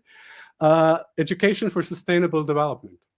Education is the only way how we can all live in peace. Without education, there are wars, there are stupid things happening, so we need an education that will be able to produce sustainable futures. Then we saw further and we defined the first core competences that every student should have. Completely not really important what is he or she studying, and these are the so-called 4 C's, which are communication, collaboration, creativity, and critical thinking. Those are those 4 major skills. And then we went further, and here we used or applied the future skills for the 21st century from Eles, and he developed those skills into 3 different categories. First category is self-developed related competences. This will be convened mostly in the first year. Then the second competences are directed towards object-related competences. This will be educated in the second year. And we have then organizational related competences, which will be conducted in the third year. And then we have something what we have pedagogical science, educational science, then we have subject didactics, and then we have German as a second language, which is very interesting as well. It's a new subject that is coming now into vocational education training. And then we divide our educational program into 5 columns. The first one is digitality, the second one is entrepreneurship, the third one is production, the fourth one is interaction, and the fifth one is design. And in all of these 5 columns, the students have to do at least 10 ECTS points, and the rest is on them. So they can decide for themselves, either they want to specialize in entrepreneurship, or they want to specialize in interaction, or in design, or whatsoever. So it's about students, they're choosing their own path, and it's about students which are then responsible for their education. And this is what I was talking about before, that we are switching it, we are going from teaching to learning. And so how could these formats look like? I brought some 3 examples with me. The first one would be a format that would inform self-development related competences in the column design. This is just specifically for the subject design because I'm responsible for that. And one example would be student-driven research lab, which means that educators act as mentors and students are learning from each other in the first year to see what do they know, what do they don't know. And this is a completely different system, because normally you have here a professor or a teacher and the students are there. But here in this subject, the situation is completely changed. Then the second one, resilience bootcamp. It is very important that students become more resilient because the world is just not nice. We have to face it how it is. And in education, it's making mistakes or doing some failure, something that is not really recognized as something very positive. But if we make a switch again and we make a turn, then we can learn many things from making mistakes. So they would actually come to the university to make mistakes and to fail and to learn something from that. Then self-directed design residences. This is my favorite one of those 3 ones for the first year. Students spend a semester working independently on a project of their choice, mentored by an untypical fashion figure. For example, working with a farmer or working with a philosopher, they document their journey and learn learning processes through reflective journals. Then we go to the second year. Here we have object-related competences in the column of design. So one of the possibilities here could be AI-driven co-design studios, where students learn how to design objects, where they learn how to design collections with the help of an artificial intelligence or with the help of some algorithms. We should not forget that we are in the very big revolution now. And I see it I'm quite worried about it, because the jobs that we considered as being stable will more or less disappear. You don't need to be a fashion designer anymore. You just prompt it and you just write down, design me a piece of clothing that I will wear to this occasion. It should have this colors, it should have this and this and this and this. And the artificial intelligence is already able and capable to do this from you. And then you use another artificial intelligence program where you tell it, make me the pattern, and then the pattern will be designed, and so on and so on. So everything is being automated, and we really have to prepare future design students for this world. Then material exploration residencies, students collaborate with artisans and designers. This is a very big topic and a very important one, because through the Industrial Revolution, the artisan was just separated from the designer, and they're not working together anymore. But as we can see, if they work together, they can produce really interesting things. And then the third possibility would be regenerative fashion studios. And here students research pre-colonial clothing systems such as zero-waste cutting techniques or communal garment production, and adopt these practices for contemporary fashion. And then the third year, here we would have organization-related competences. Here we have one possibility of decolonizing design networks.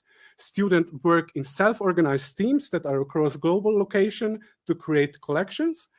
Then the second one would be XR Design Studio. Students design for hybrid realities, creating garments that exist both in the physical and in the digital world. For example, they create digital garments for avatars that interact with physical objects or garments. And then the third one is, again, a very dear friend of mine, which is called Zero Ownership. So that students actually develop fashion systems that are based on concept of access rather than owning. So imagine a world where you could change your clothes, and imagine a world where it would be possible to make a living from it, from changing clothes and not producing it. So these are just some of our first ideas, our first initial thoughts that we will present to the Ministry of Education. So you are hearing it before they do it. So I'm curious about your feedback. And those new formats, of course, need new ways of evaluation, which means that we won't look primarily on technical skills, but we will look at other skills like subject-specific skills, self-competency skills, or media competences. So we are, as I said, very much moving towards a new way of teaching and learning, or better to say, to a new way of learning and teaching. So fashion design education can act as a catalyst for an equitable society. Students studying fashion design are critical thinkers, capable of transforming and disrupting the fashion industry, not just following it. And last but not least, we need a new role of universities. Universities have to become, again, disruptors where change is happening, and universities should start collaborating with and not working for companies to develop shared solutions, and not only solutions that are useful for the companies. These are my resources for this small talk, and I would like to say thank you for the possibility. Jure, please join me. I think we will have a long discussion according to your presentation, I'm sure, because please, you opened many issues and totally new approach.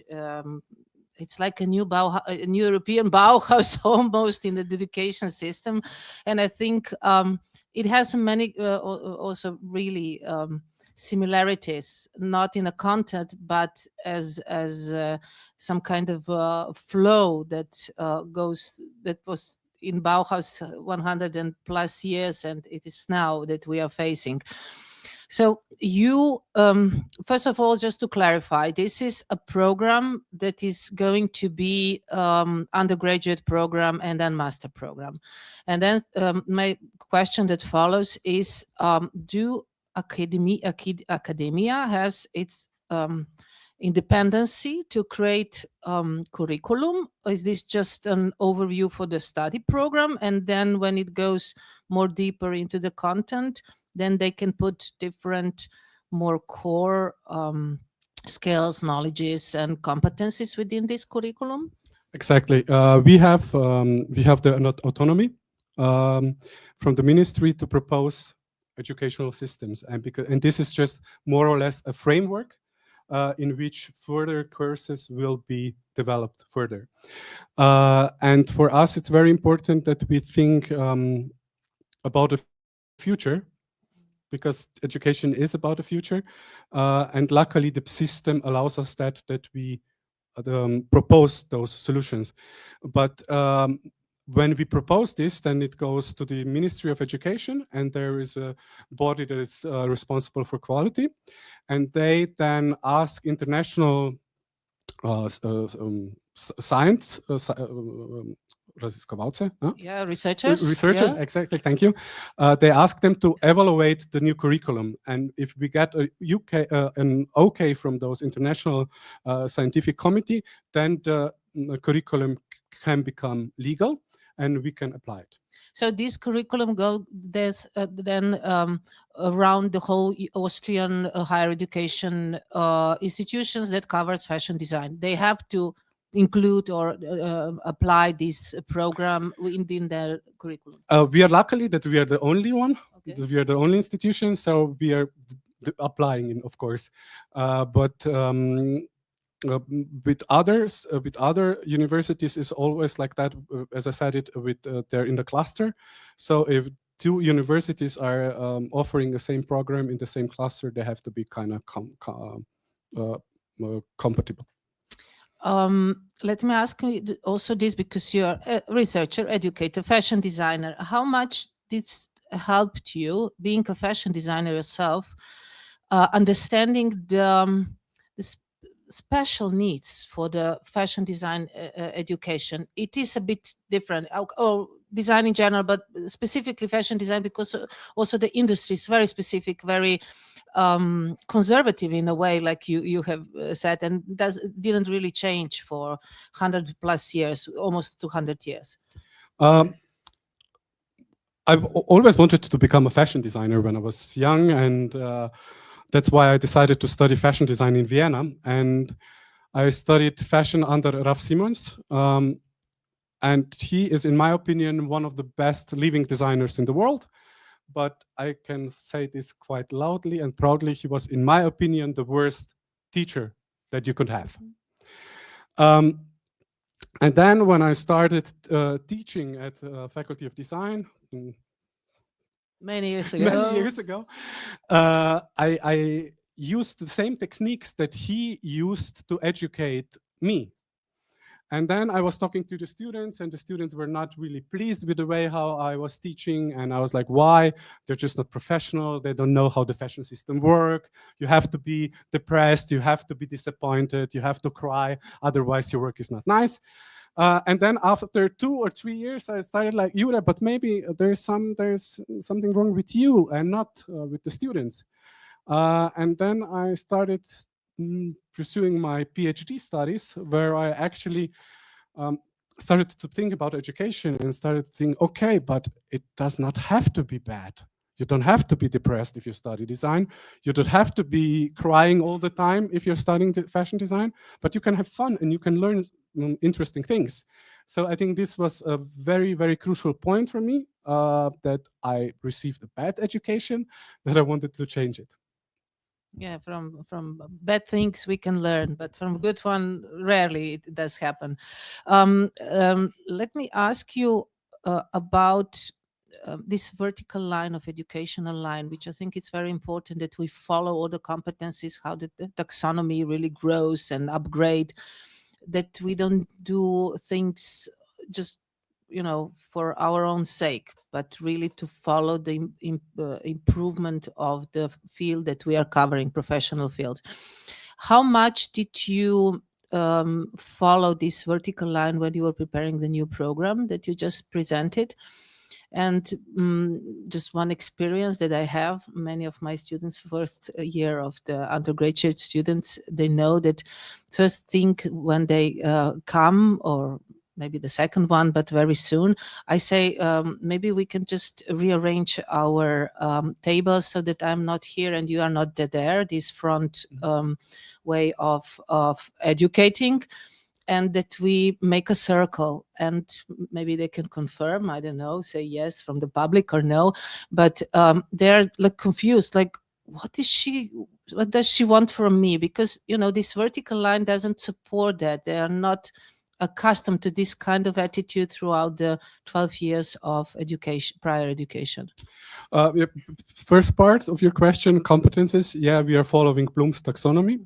And the revised Bloom's taxonomy, and all the learning outcomes are based on that. So we start with knowledge and we finish with designing or evaluation. It depends which form of the taxonomy you use.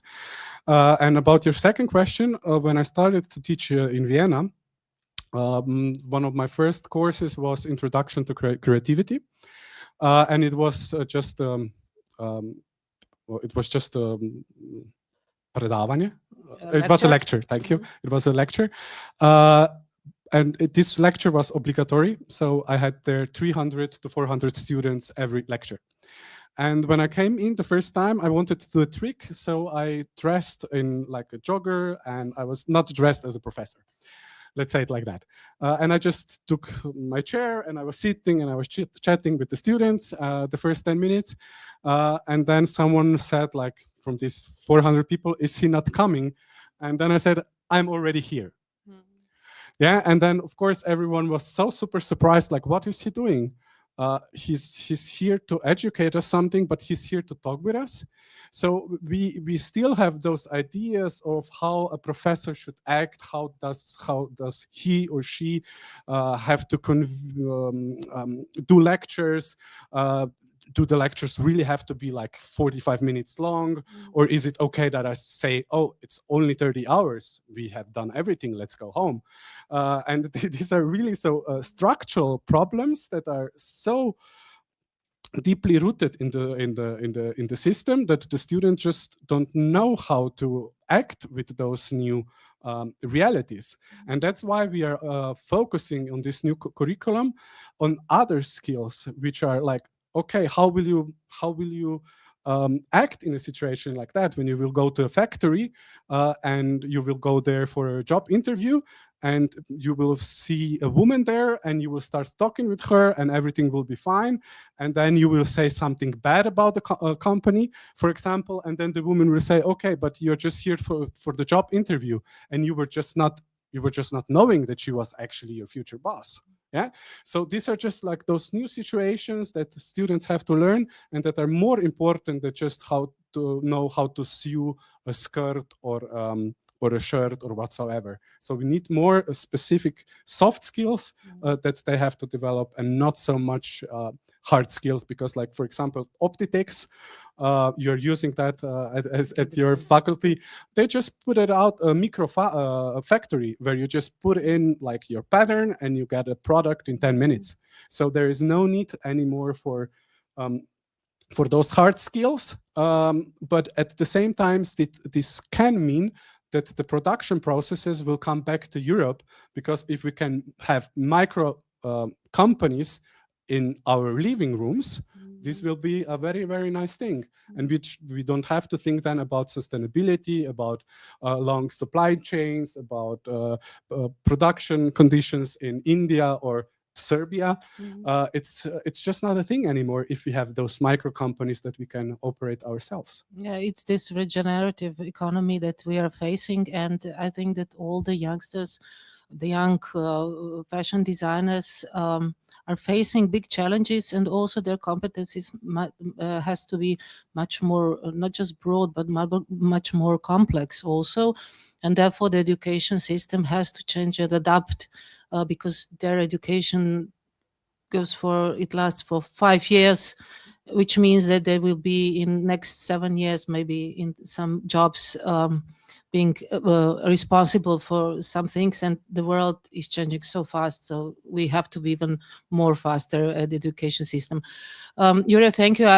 Hopefully we will have these long discussions, more deeper constructions, talks also in some other occasions, and we will follow up your program development, and hopefully also maybe to see the application if everything goes well. Thank you. Thank you for the invitation. So my next guest is Professor Dr. 𝗶𝗶𝗃 𝗡𝗱𝗂𝘰. She's coming from Belgrade, Serbia.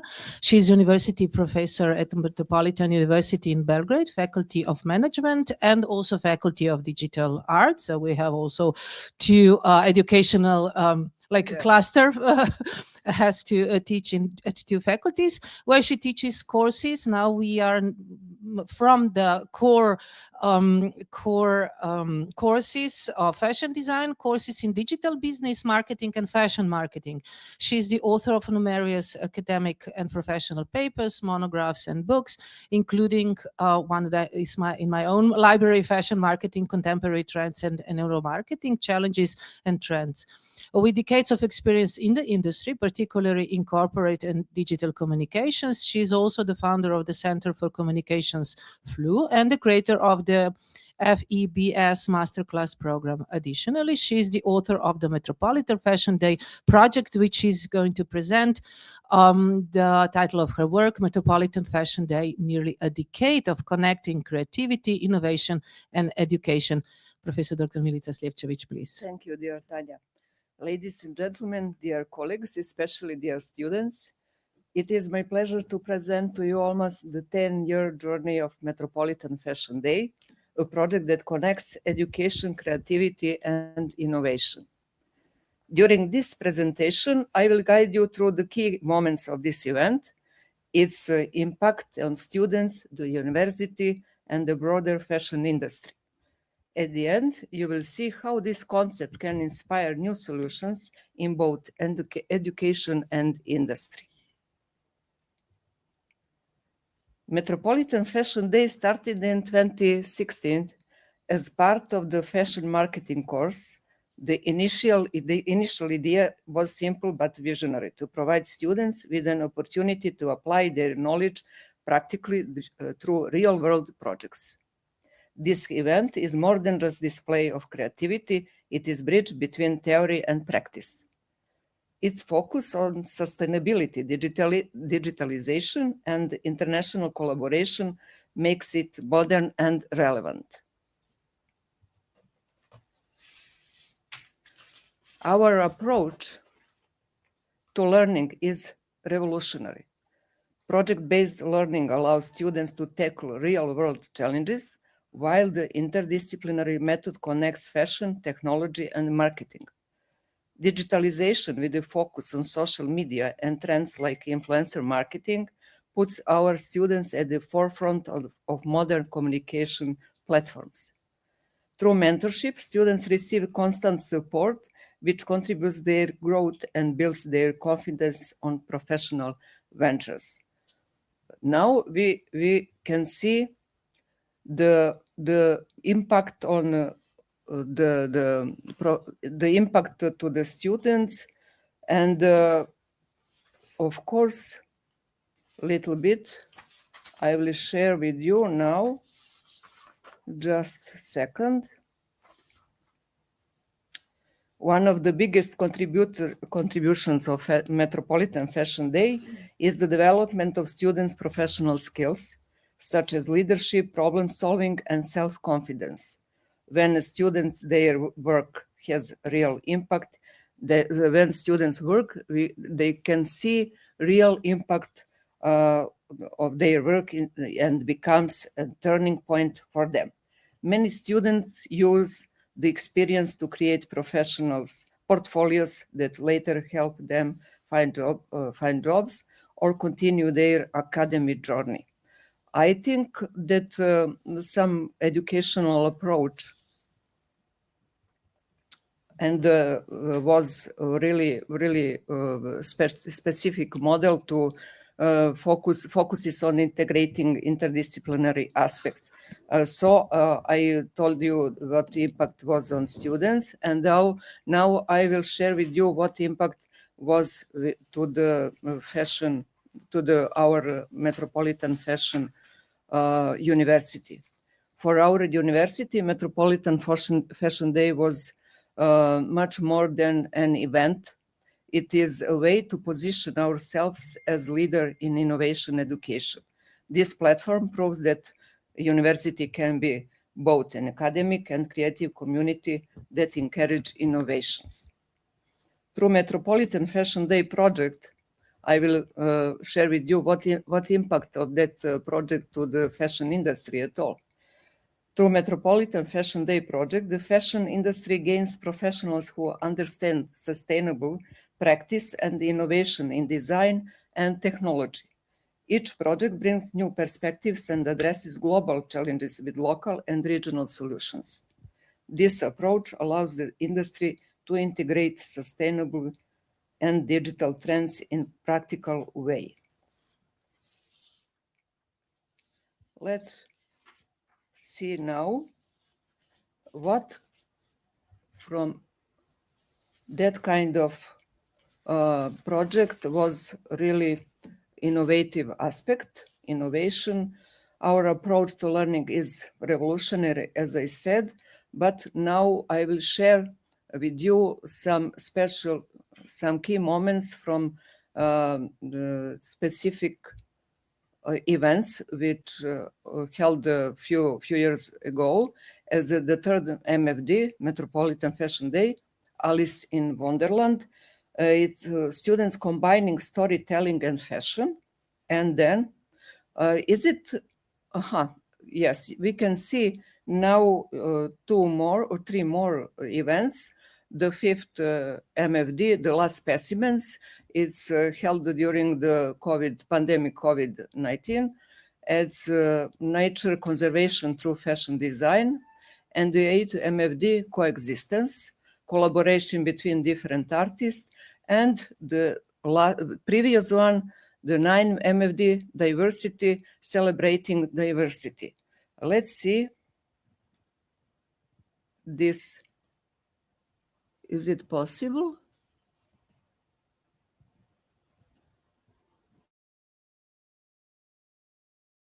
Is it technically possible? Thanks. Thank you. It's my portal Flow, Center for Communication Flow. And you can see what students design on theme last specimens, the last specimens during pandemic COVID-19. And they work the first time online event, not classical, on traditional fashion event, fashion show.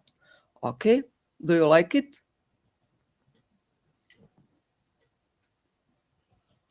And let's see the second. Okay. Don't close that one.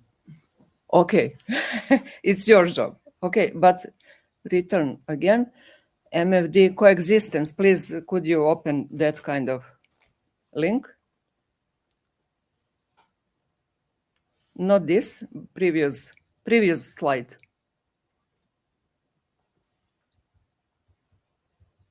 No. And the 8th MFD, please, coexistence, could you open?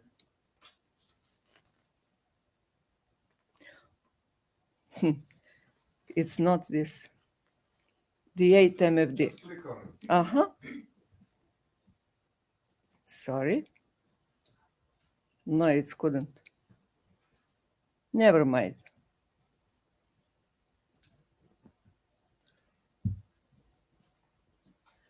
We have some issue. And okay, let's go.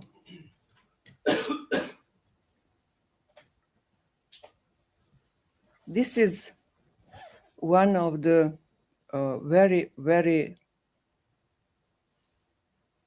the best video on social media which prepared our students Jana Stanišić.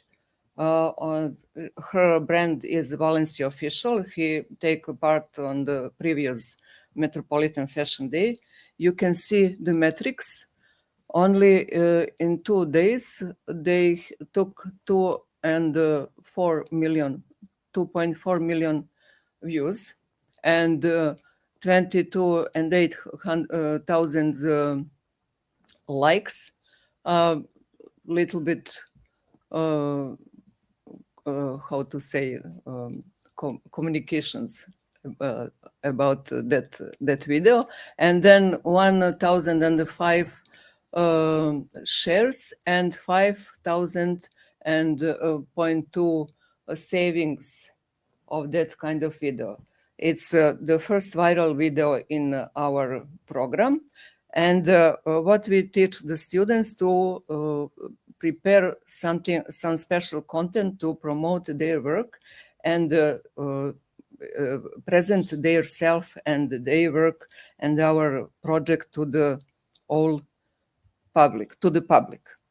And last one, the 10th Metropolitan Fashion Day was really special because that kind of project became, how to say, international. It was my visionary on the 2016 year when I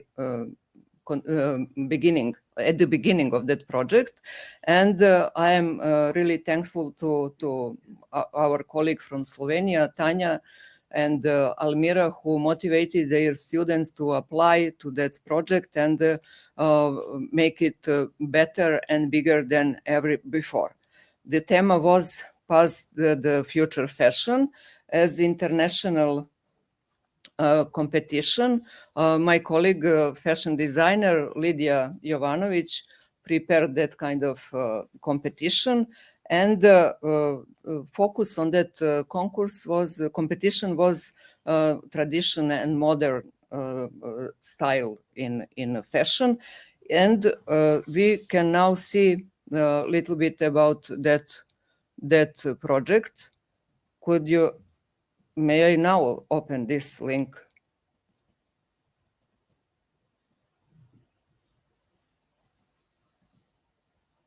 Is some technical issue still?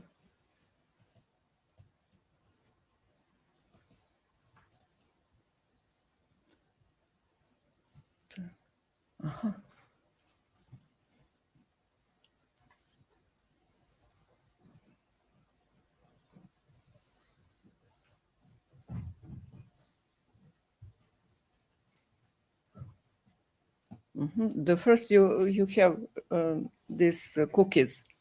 Click on. Me. Okay.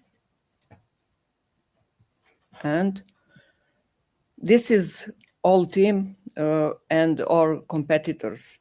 The 8 students prepared this project and on my mentoring, and the others is who applied to the competition. And it was in 𝗨𝗃𝗱𝗂𝗃. And now you will see some pictures. It's team's creation. Team won on that project. It was really excellent. It's 𝗨𝗃𝗱𝗂𝗃𝗃 creație, and is from second part of events. And Jana Stanišić, she likes very much some, how to say, construction form.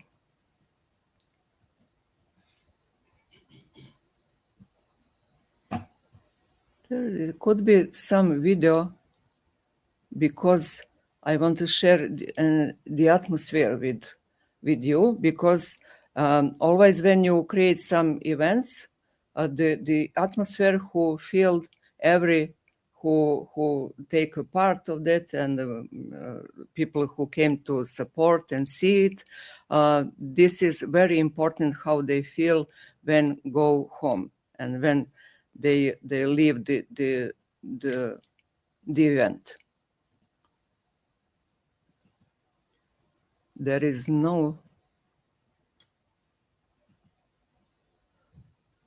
I don't know what happened. It is not what I want to share with you, but never mind. You'll see this kind of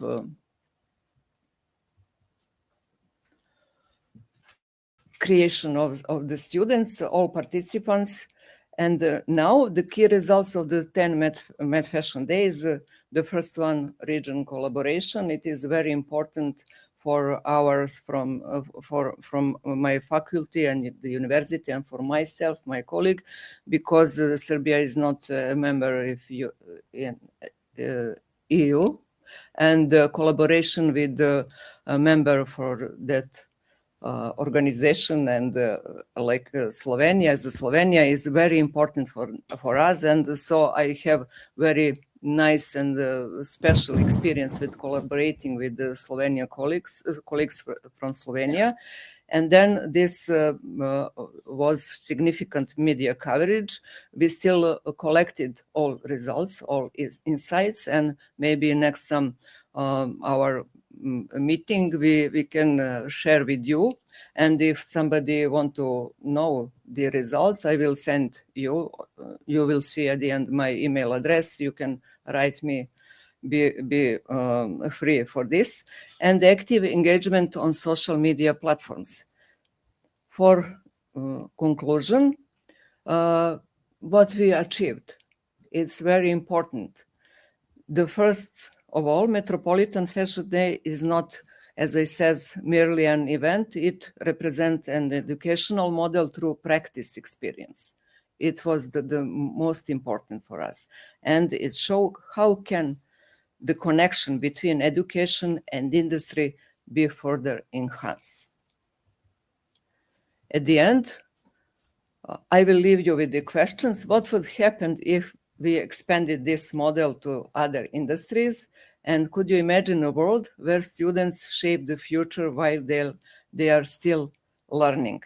And now this is the video which I want to show share with the with students especially and colleagues.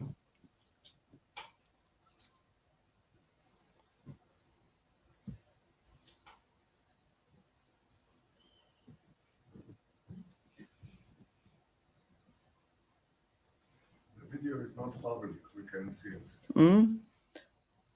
I don't know. Never mind. I'm so sorry. I don't know what happened with this. What? The video we wanted to show is not public. It's only for friends only.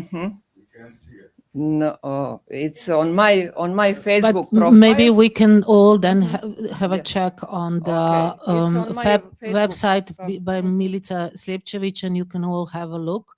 Maybe Yes. for the in Yes, quiet, and it's many okay. times you can have a look, and we will just talk through something that you have mentioned. Milica, if you can join me, please.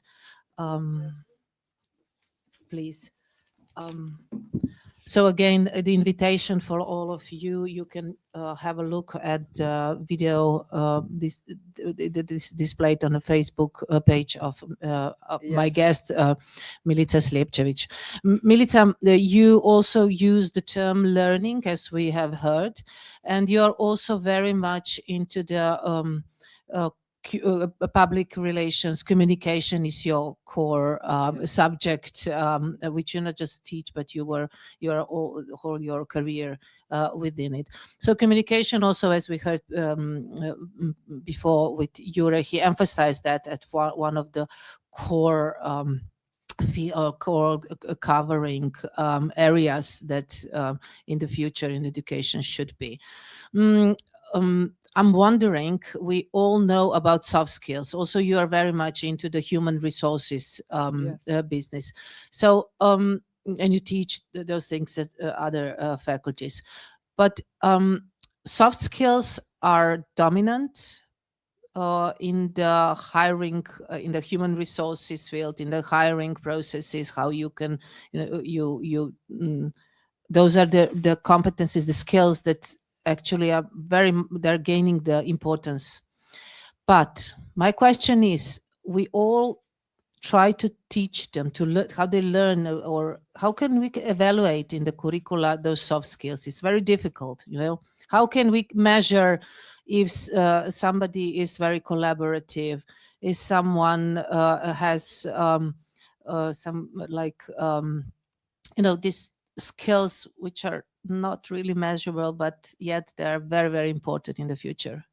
Thank you, Tanja, for that really good questions, and that very important. Soft skills is really modern term, you know, but it's not, it was previous. We know somebody who is in team on in organization is better for communication, is better for problems, is good for problem solving, etc., etc. First of all, I will tell you why I made the project Metropolitan Fashion Day, especially for fashion designer students on fashion design. I want to teach them in a practical way. First of all, we made a team. And then in that team, they took, every of them has a specific role.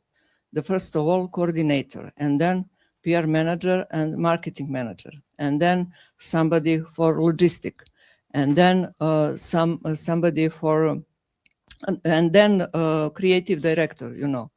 And the first, when on the starting of the project, they first has brainstorming and chose the topic theme of their work on that project. During that process, I can see who can be leader on that team. And the others, I see who has not enough self-confidence, and work with them, with them I work especially, because I think if they work practically, they feel it project and they build their self-confidence. It is more important. Self-confidence is one of the most important soft skills today, you know, and then resilience, problem solving, you know. If we, this project is all pro bono. And the first challenge is to find the space, pro bono space for that, for the event. And the event always spending during near New Year, where is everything and everybody want to earn money. That is the special period in the year. Is it during the summer? It could be better, but it's not. And then after that, we have to find pro bono models, about 20 to 30 models, and DJ who makes fantastic atmosphere, and makeup artist and hairdresser, and somebody who want to give us something to drink, coffee, water, etc., you know. And if we don't solve one small thing on that, a project will not be good enough, you know, and they know this. You can imagine this is how they feel at the beginning, little bit scared and little bit lost in space. And at the end, when everything was okay, they was really happy. This is time where, during which they build their self-confidence. And then this project is very, very nice situation for them, because they can create something and show, and it is for their portfolio as a fashion designer is very good, and their role in that project different than fashion designer shows that that they have more skills, not only in fashion design. And the beginning, the colleague from Austria, I think, says that micro company, it's one person, and in their room is a modern way to build a business. And every of them started like that. And that means that couldn't pay some professional marketing manager, etc., etc. They know to do how, they know how to promote their self, their business, their idea. So in Slovenia, we are already in the future because we have micro fashion businesses already for many years. Nothing has to do with local production or anti-globalism, but it just happened because of other circumstances. But nevertheless, it's a good jumping point for us. So we are already advanced, so to say, because all these young fashion designers already step in the world which is going to be, but maybe the educators, we don't prepare them for the world like that. One question, so Metropolitan Fashion Day is all about the collaboration, cross-cultural, cross-institutional, cross-economic system, developed developed levels of economic system. What is the future? What are the future perspectives of this fashion, Metropolitan Fashion I'm Day? happy to share with you that we have the lightest future, I think, because we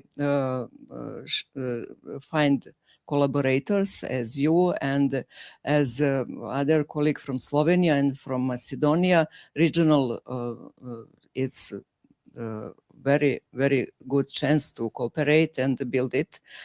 So I want to thanks our colleague Svetlana from Skopje Fashion Weekend, Skopje Fashion Weekend, who gave the prize for give award to the winners, and they can show their creations on the spring-summer fashion weekend in Skopje.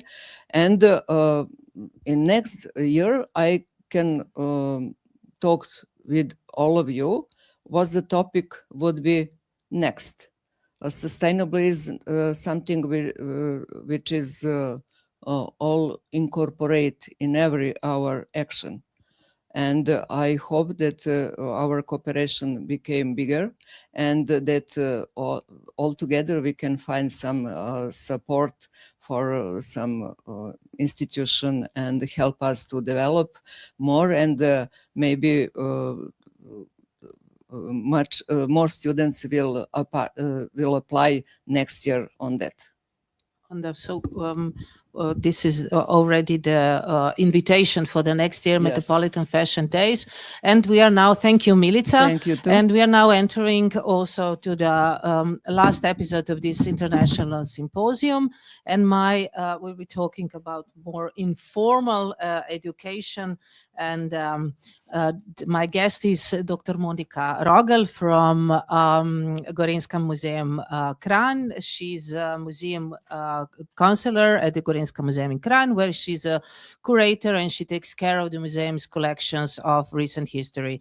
She's the author of numerous museum exhibitions and catalogs, among them also about Slovenian textile, a brand called Textina in Vezenine Bled, sorry, my mistake. And special attention is taken to the research of economic and social history and to the study and interpretation of museum collections of industrial heritage. She examines the role of industrialization processes in the development of present-day image of the region of Gorenjska in Slovenia. She will present the work Textile Heritage Collections of the Gorenjska Museum. Monika, please. Hello. Thank you for the invitation to present our textile collections as example for fashion education or part of fashion education. I come from regional museum with a lot of different collections from material part or from fields of archaeology, ethnology to the modern history. I'm working on the field of modern history, and in this part is also textile heritage very important. But just a small part of our textile heritage, textile objects are part of the permanent exhibitions. The mainly parts are in our storage and just occasionally used for our exhibitions on different topics. Here is our permanent exhibition 𝗨𝗶𝗵𝗵𝗇 Gorenjska in Kranj about the history of Gorenjska region. The textile objects or collections are divided between different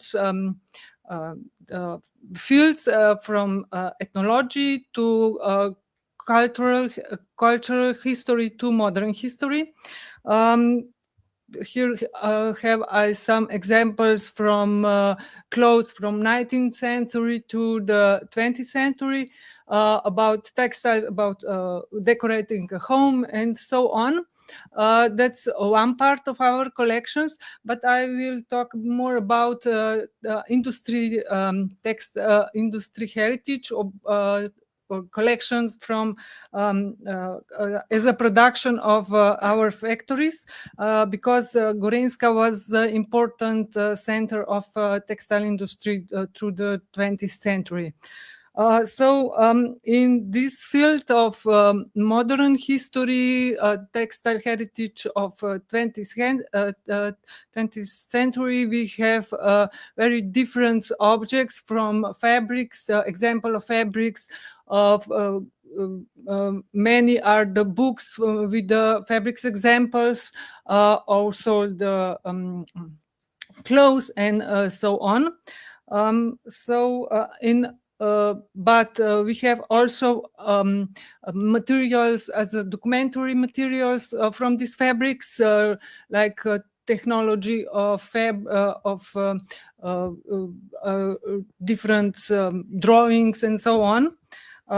And also a lot of prints, like catalogs or different prints for advertising, and that's also an important part because it helps us to document these objects or these archives from the fabrics from the factory that we are becoming in our collection.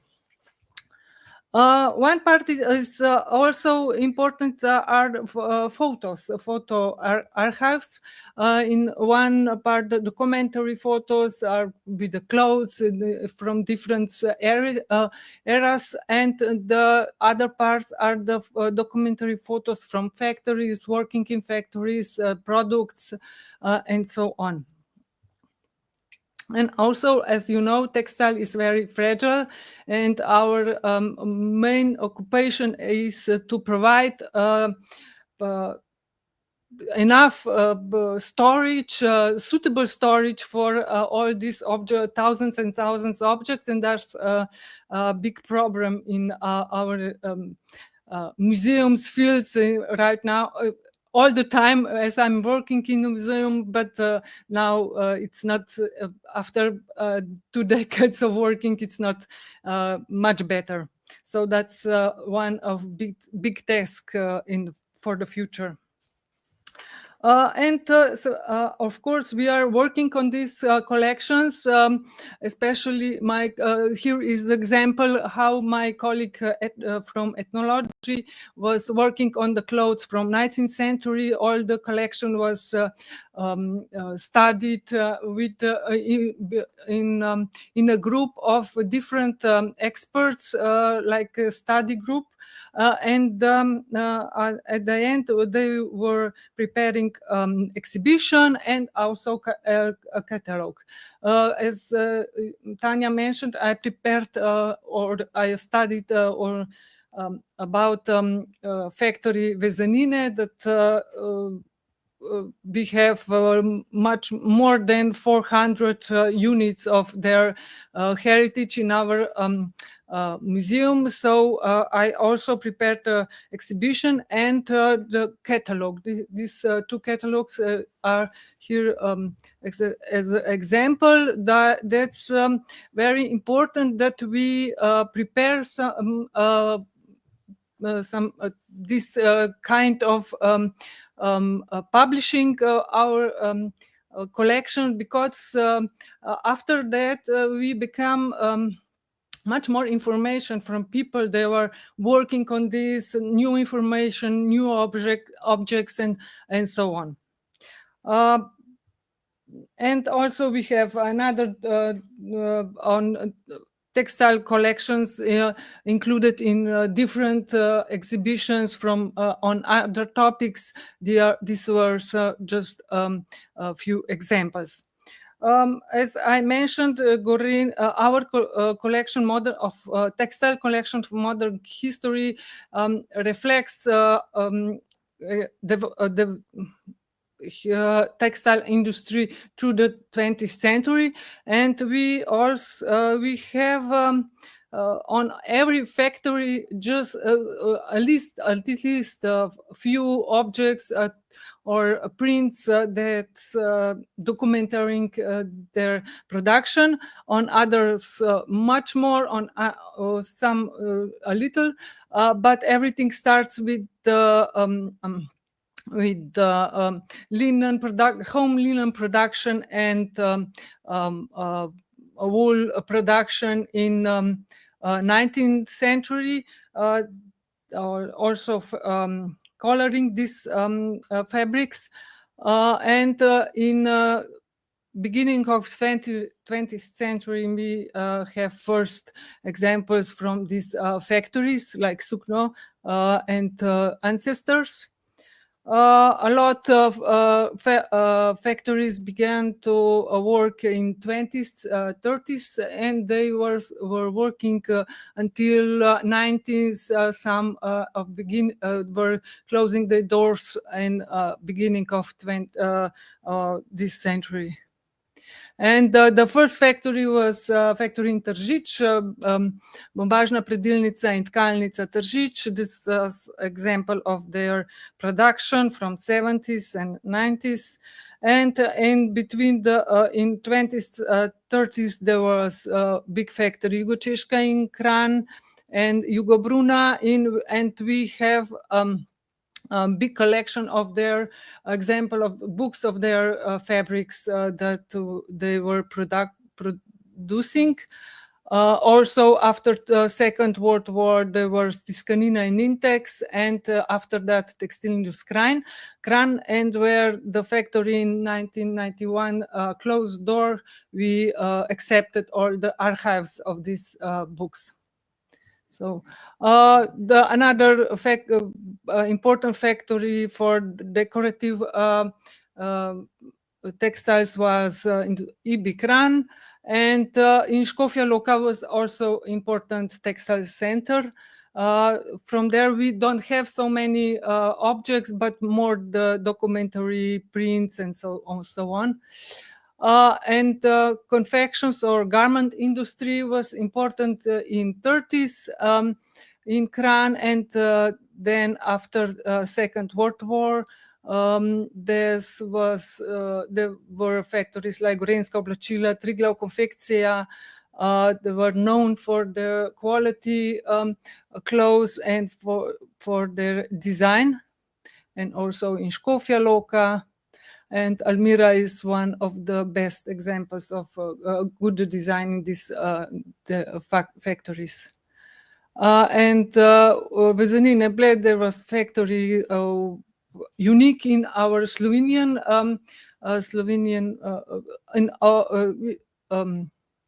fields, and they were working on the embroidery and laces. And we also have their archives from closing the factory.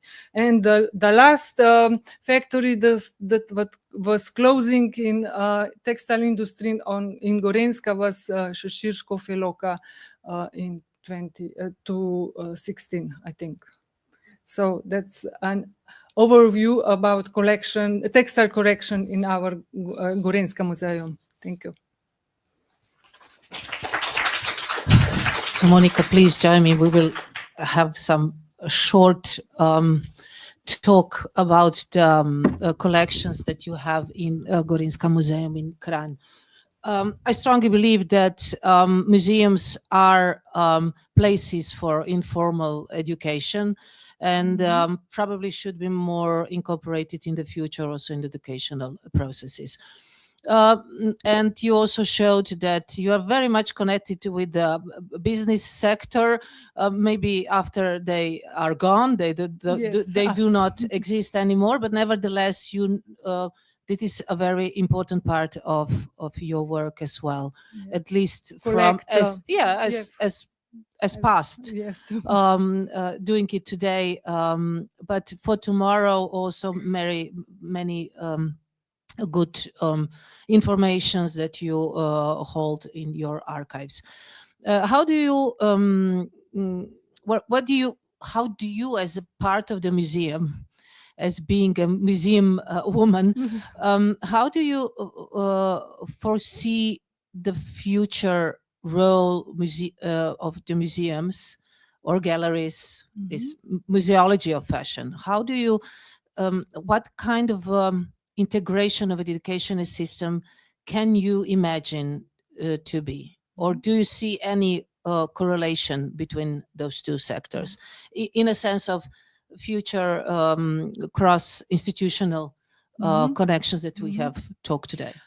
As first, our main public in the museum are different schools from elementary and middle schools, but we don't work a lot with the faculties or so. There's just a few projects like Project Vabljeni that was through the Lighthouse provided with your faculty and so.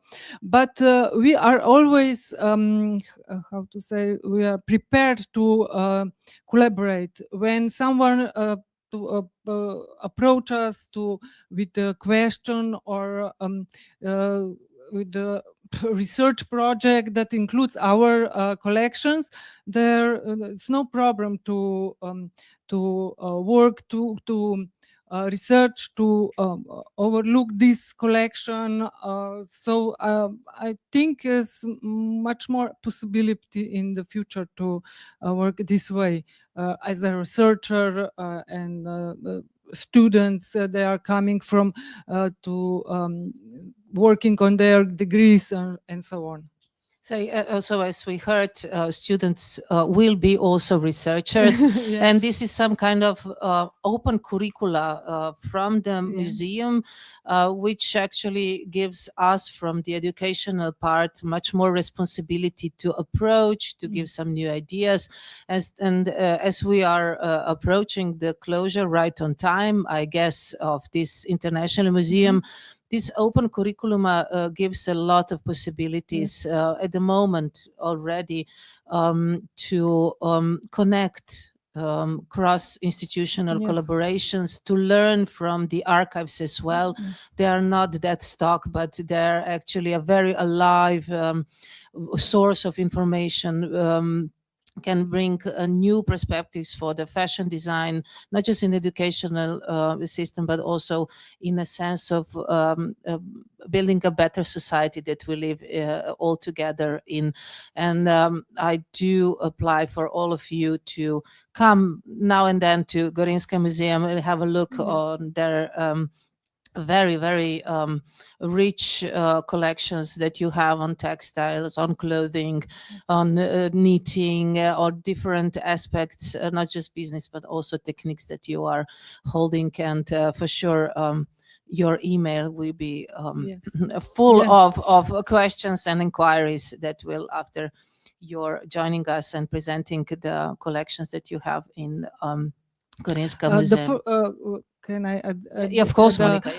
First step is maybe the digital of Muzeum 𝗧𝗵𝗂 where the part of collection of Slovenian museums are published. So that's first information about our collections.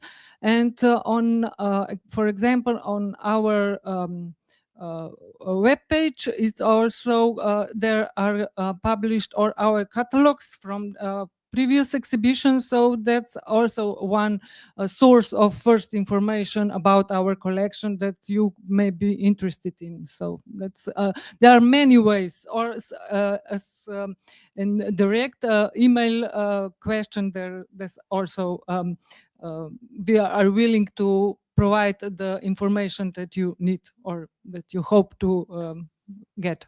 And just to add, we are just in the middle of the second part of the week, where Gorenjska museum is also part of the association of this platform, digital platform of Association of Museums of Slovenia, where actually all are participating digitally with different activities and sources which are shared on the different digital platforms. Check it out. I think you will find some of the very good examples of how informal education can also look like. Thank you, Monica. Thank you all the participants.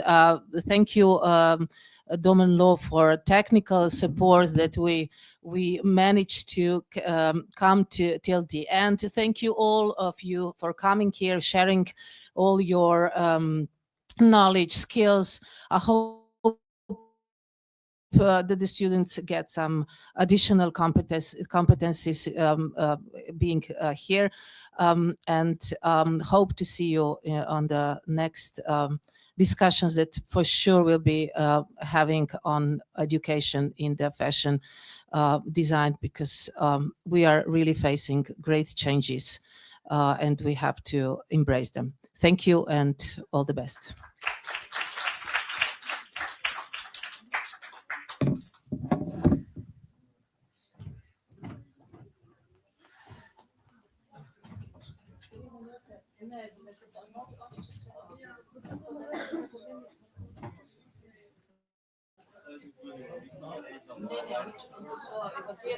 Ja i vaša imena i sve da bih